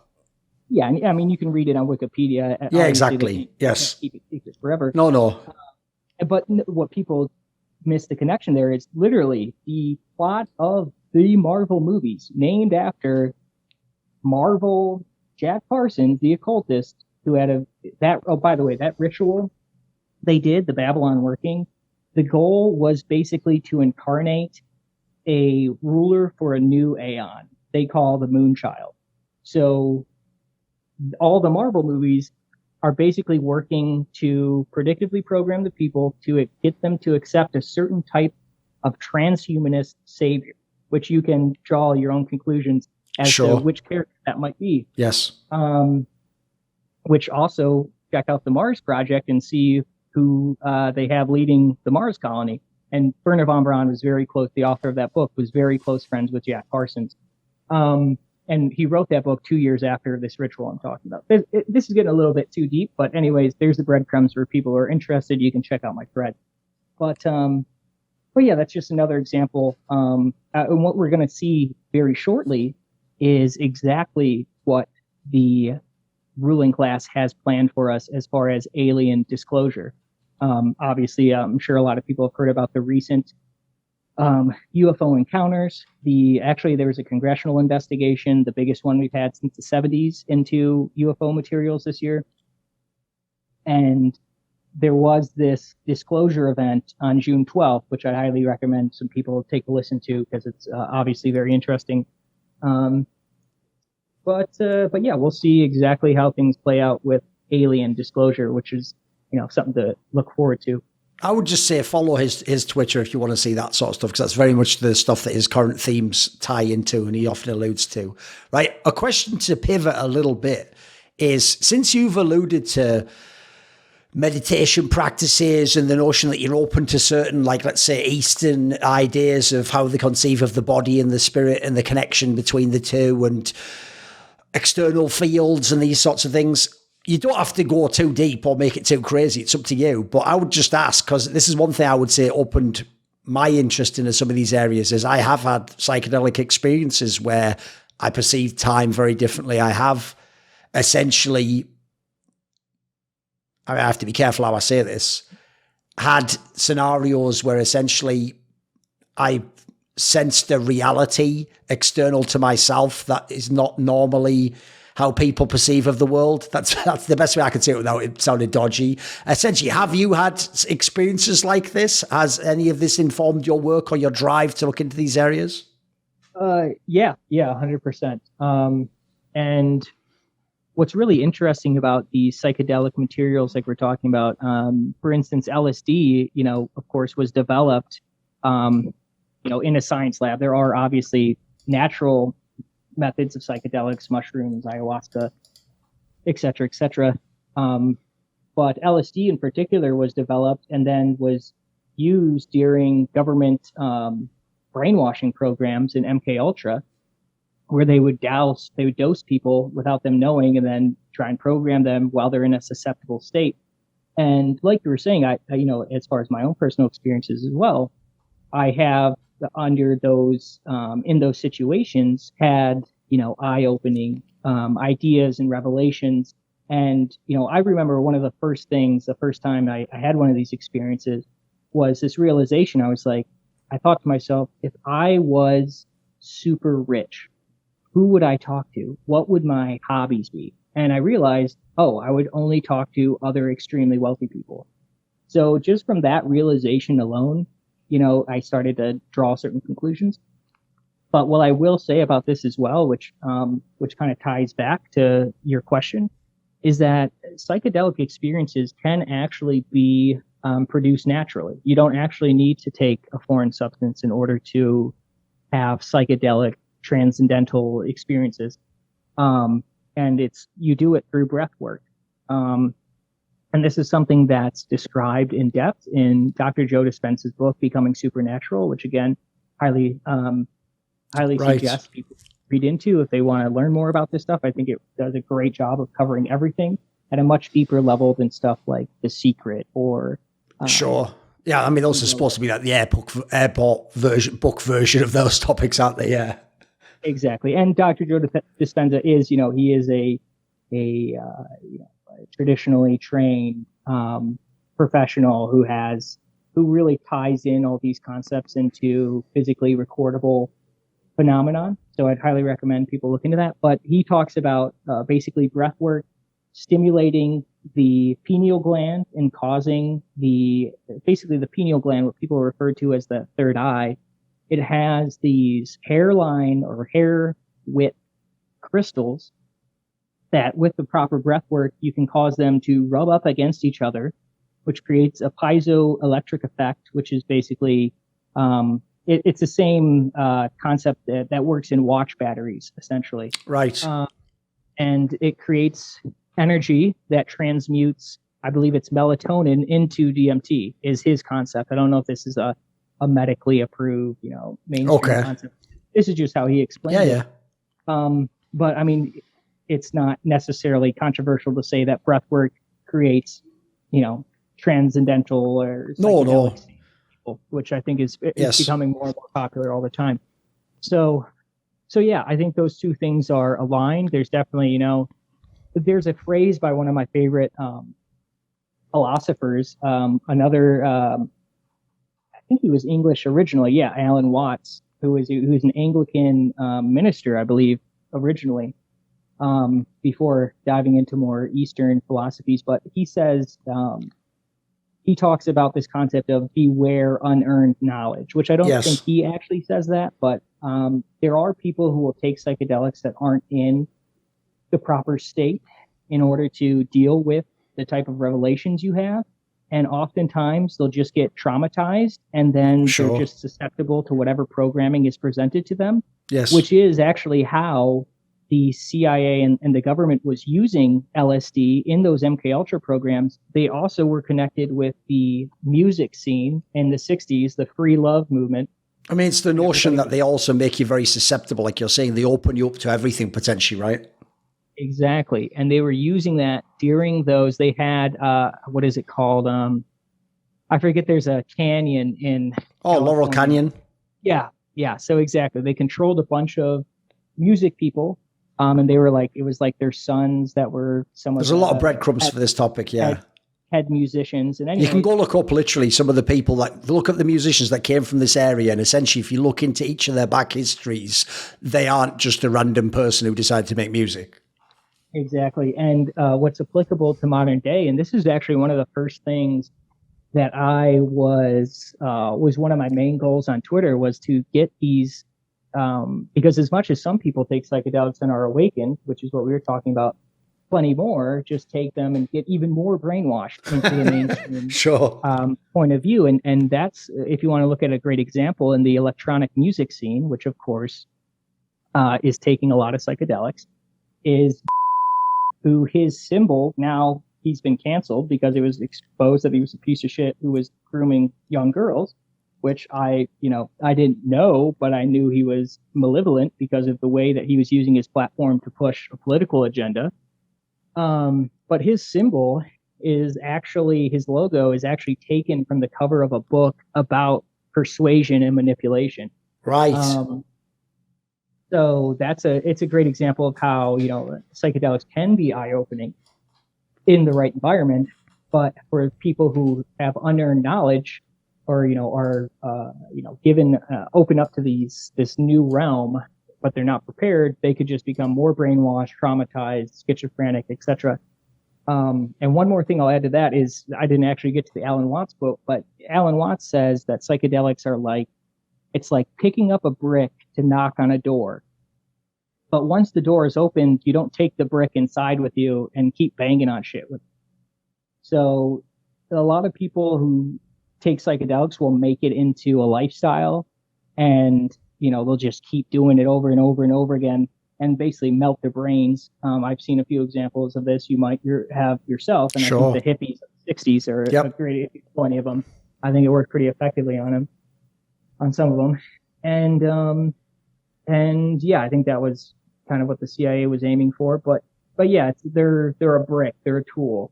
Okay, so once the door is open, don't take the brick inside with you. That's my closing statement on that. Sure. I mean, one thing I wanted to ask was, because another component I notice of modern conspiracy culture or this sort of research is, you'll notice it always involves the idea of it's almost like the progress myth. It's the idea that everyone's always on the cutting edge and you have to know what the next thing is and you have to integrate that into your thing. And in doing so, the reason why I say it, to me, it's like the progress myth, is because I feel like one of the reasons people have to believe everything progresses just on the basis technology improves or whatever is it allows people to discard everything before and to think, right, well, I'll just focus on what's going on right now because all the old stuff is essentially outdated, or it was wrong, or they didn't understand what we're talking about now. And so one thing I'll say is quite interesting is I noticed within the conspiracy area, they try to make it that like anyone essentially not in the digital era or the 2000s or more recently with some of these ideas, they were just people, either they were like disinformation agents or they were just putting out like sort of maybe they had one little piece of the puzzle or whatever. And so I wondered actually, because I feel like this is more of a safer topic to talk about too, are there any like old school classic conspiracy authors or angles that you are still interested in that have efficacy? I'll give you an example myself. This also, I think, goes hand in hand with what I was saying about how people, it's why I actually think Wikipedia in some ways is the most evil version of whatever an encyclopedia is, because it does give you facts and references, but the way it's written is like the most biased motherfucker with an agenda has written it to make you take those facts in a certain order in a certain way, and they give you the conclusion with it as well. Even though in theory, the opposite of what you should have in an encyclopedia is editorialization, but definitely they do that with all political, scientific figures, occult stuff. And so one thing I will say is one of the classic ones that I used to think of was a grifter was actually the classic Manly Palmer Hall. Because what I heard, I remember, I think I heard a podcast or something. I was just listening to like an occult podcast.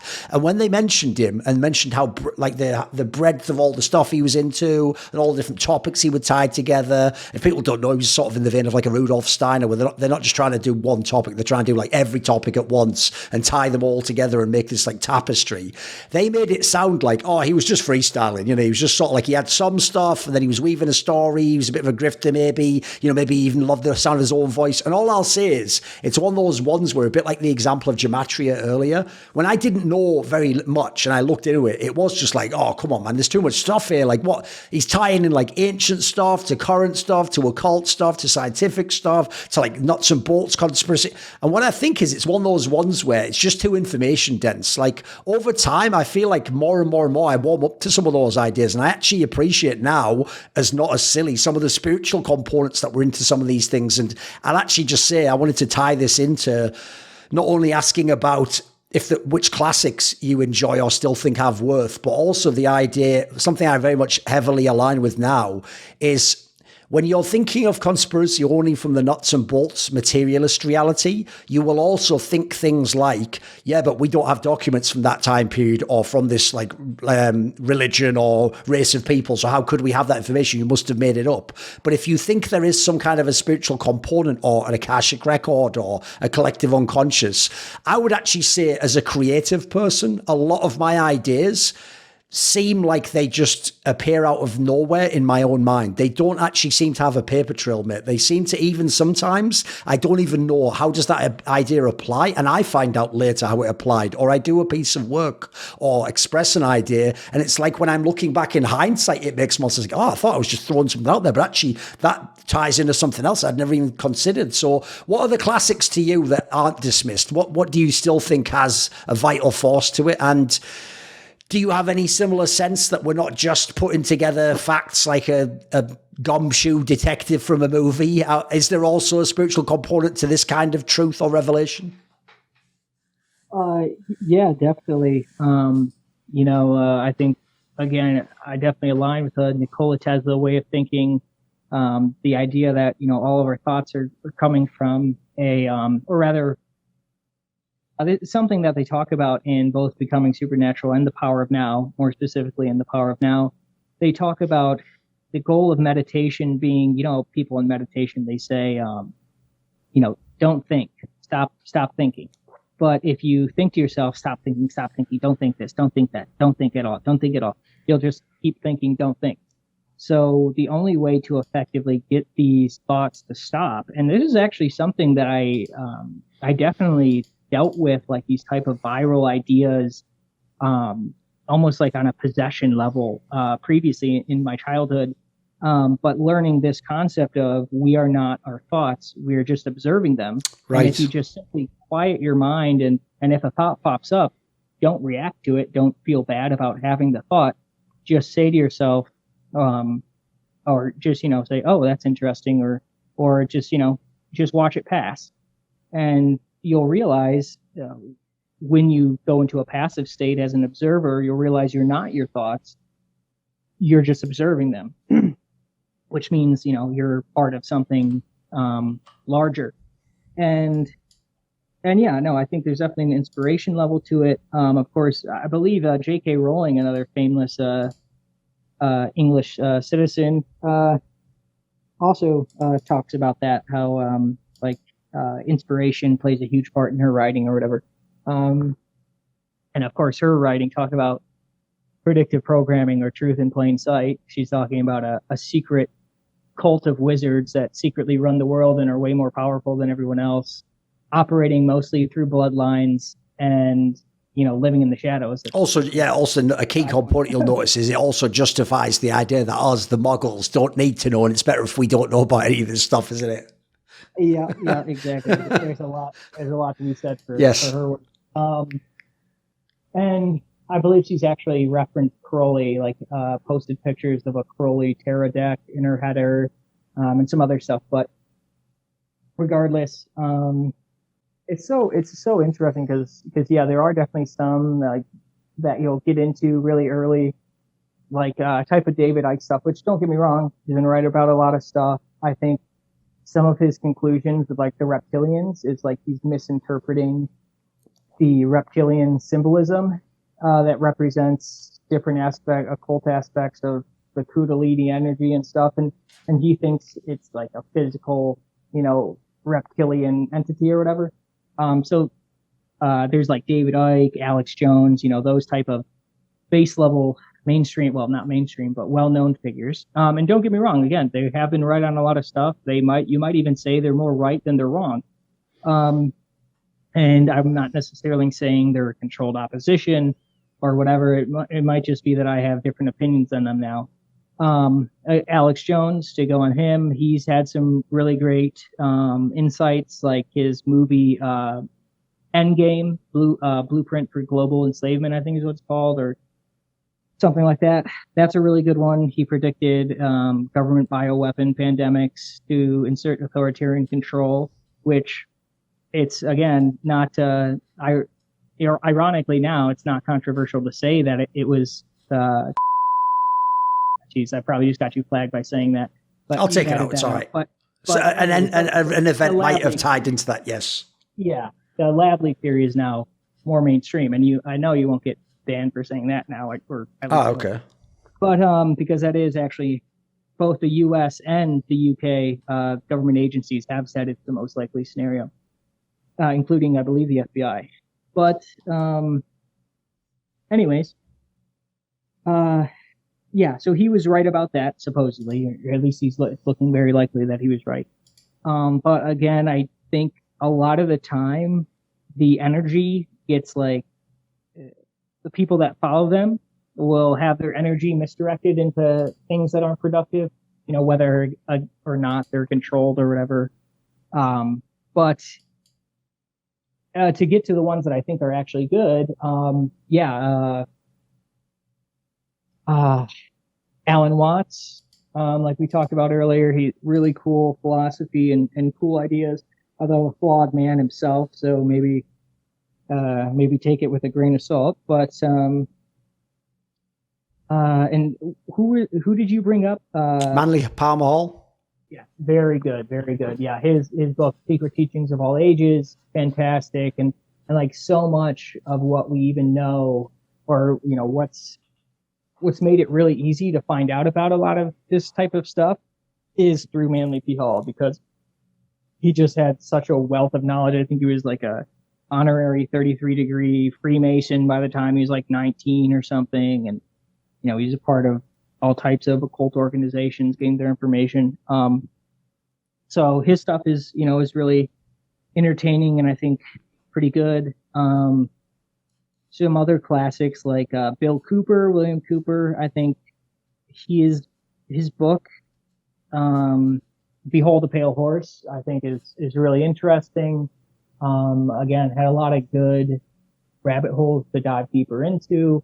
There are some suspicious things about him. I think he said he watched the JFK assassination live, which it wasn't broadcasted live. And anyways, there's some stuff like that, but let's see. I guess it's so hard because. No, I think listen, those are good, like, fun foundational books, I think, for people to start out on if they want to explore this area. One thing I'd say, by the way, you addressed it there, is almost all these figures have certain elements. I mean, they'd have to, in a way, if they were bringing information out. They aren't just like me and you, just some random guys who looked up some books. They all have certain areas that are a little bit sus about them. So to me, it's one of those, like, don't throw out the baby with the bathwater scenarios. Yeah. And Alex Jones specifically is I believe his whole, like, father side, his mother too, maybe, but I know his dad at least was involved in some type of intelligence. So, to give the modern example as well, the Tate brothers, their father was also involved with the CIA. So it is interesting. Some of these mainstream figures that do have some good conclusions, but also, it's possible that they're misleading people in some way, but can't be too sure about their objectives or, anything Sure. else. So. Well, one thing I would ask is this will be the last question, is, right, within this whole domain, what we've just talked about there, the idea that there will be, like, dodgy elements, or people have their own agendas, or people maybe are just like, anyway, so here I am with this info. Like, I maybe I was connected with it, but what was I though? No, now I'm here with this and I'm this person. Don't look into my past. Again, it's like, pay no attention to the man behind the curtain. Some of this stuff does come with other things sprinkled in, filler, as it were. If you want to use the drug analogy, it's cut with other stuff along the chain of custody, as it were, that people want to put in there to also come along with the pill that you swallow, as it were. So the question I have is this. I know within your work, which we've tangentially alluded to, there is a component of the idea of, like, false messiahs, people that you're essentially conditioned to think will be your hero, people who might be presented as the villain. Maybe they are, but maybe they're just the villain of, or the enemy of the person doing the conditioning or whatever. And essentially, we're into the world of intelligence operatives and spies and espionage and double crossing, and you're never sure who works for who. One last question I have goes like this, because I want to see where, if in your view, you have an angle to this. To you, is all the stuff put out there, is it that there's just, like we said on the first question and answer, is it that there's just a component that you just sense there is a truth that runs through everything? It's almost even, you can even do it in the Christian conception, that the reason why Christians in theory don't worry too much about things like editing of the Bible and some of the historicity and the fact that, like, some things seem to have been changed or altered, is their notion is you're only perverting parts of, like, what is in like a vital truth that somehow endures and can't totally be destroyed. And it's almost like evil has to piggyback on it to even pervert it and twist it a bit in your mind. Is that a part of the conspiracy world, or is there essentially a notion that there might be entities, figures, what might initially seem like part of the evil component? Is there, like, sort of a not as evil part that maybe wants people like you and I to find this information, or the right sorts of people to, as the analogy goes, wake up? Like, is there a type of force in the universe that's winking at us a little bit, do you think? Yeah, 100%. I think on the Bible question, it goes back to Francis Bacon, Rosicrucians, and the King James Bible. There's specifically in Revelation, for instance, the book of Revelation, there's a clause in it that, like, if you change any words of this book, you will be cursed. So that's one interesting aspect of it. Just to go further on that topic, these religious texts were originally, passed down by word of mouth. So word of mouth is actually even because of the way in the original language the verses would have a certain cadence and rhyme to them. It was easier to memorize, and if you changed a word, it wouldn't rhyme. So, or it wouldn't fit the cadence. So it was it was easier to ensure that things wouldn't change. But to get onto your other question here, as far as, is everything necessarily evil. You know, if even the people we think are heroes are that look to be opposing the negative entities, if they're actually, you know, controlled themselves, you know, what hope is there exactly? I think what's most important, and again, this goes back to our first question, which again was so good of you to ask to start things off, is, you know, if you have knowledge of self, what you realize is that you don't need there to be good guys. You don't need a hero. You don't need there to be someone to save you from the bad stuff, because you have self-determination. And importantly, you're the only one in control of your actions. So even if there are negative situations, and I think this is interesting too, because it's a point I wanted to make earlier that I wasn't able to, but the one positive, you know, definitively positive aspect of dedicating time and energy into researching this type of stuff is you get to avoid certain pitfalls, and you're aware of certain opportunities before they happen. And if you're not conscious of these things, then you'll fall for these traps. I think one particular example on the positive note, I won't go into the negative one to avoid any type of censorship here, but on the positive note, if, for instance, if you are aware of central banking and the inflation caused by our fiat money system, then you would have known that Bitcoin was a great idea back in the day, and, you know, you would have been able to profit off it, which to some degree I was able to do. And that's always, you know, one thing I point to as a good example of why it's good to know about these things. And then on that note again, you know, even though there's these negative situations, going back to our karmic laws conversation, with each challenge, there's an equal and opposite potential for advantage. So, and you know, again, another esoteric concept there. But things like, you know, take the pandemic, for instance, you know, some people did suffer a lot through it, but other people took advantage of different market conditions and used it to start a new business, you know, maybe distributing masks, or, you know, starting a testing, you know, a corona testing agency or something like that. So, it's important not to like feel helpless and as a victim, and instead integrate the information and the knowledge you get and use it to your advantage. That's the most important part.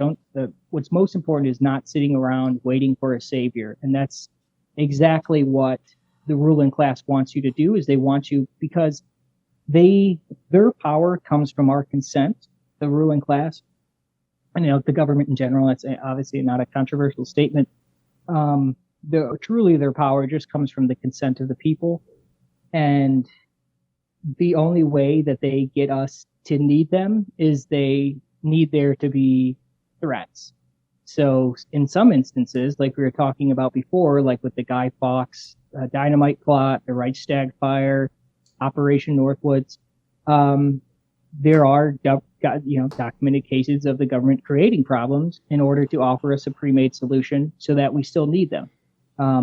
And that kind of goes along with the theme that I talk about a lot in my work, which is we're being provided heroes that will solve the problems that were presented by the same people who are controlling the heroes. So I think that should answer it. My side channel is very much made possible thanks to my Patreon community. Now, this video was kindly supported by rawdota, Bo Addo Mushroom, and Yerka86. Do you want to choose a topic I focus on next on this channel? Would you like to ask a question for my regular AMA? Do you want teasers? Find out which guests are coming on Thorinquiry next for those long, interesting, but unique interviews. Do you want to take part in an exclusive, never to be released discussion with me privately? Well, heed this call to action and join Thorin's side today via the Patreon link in the description box below.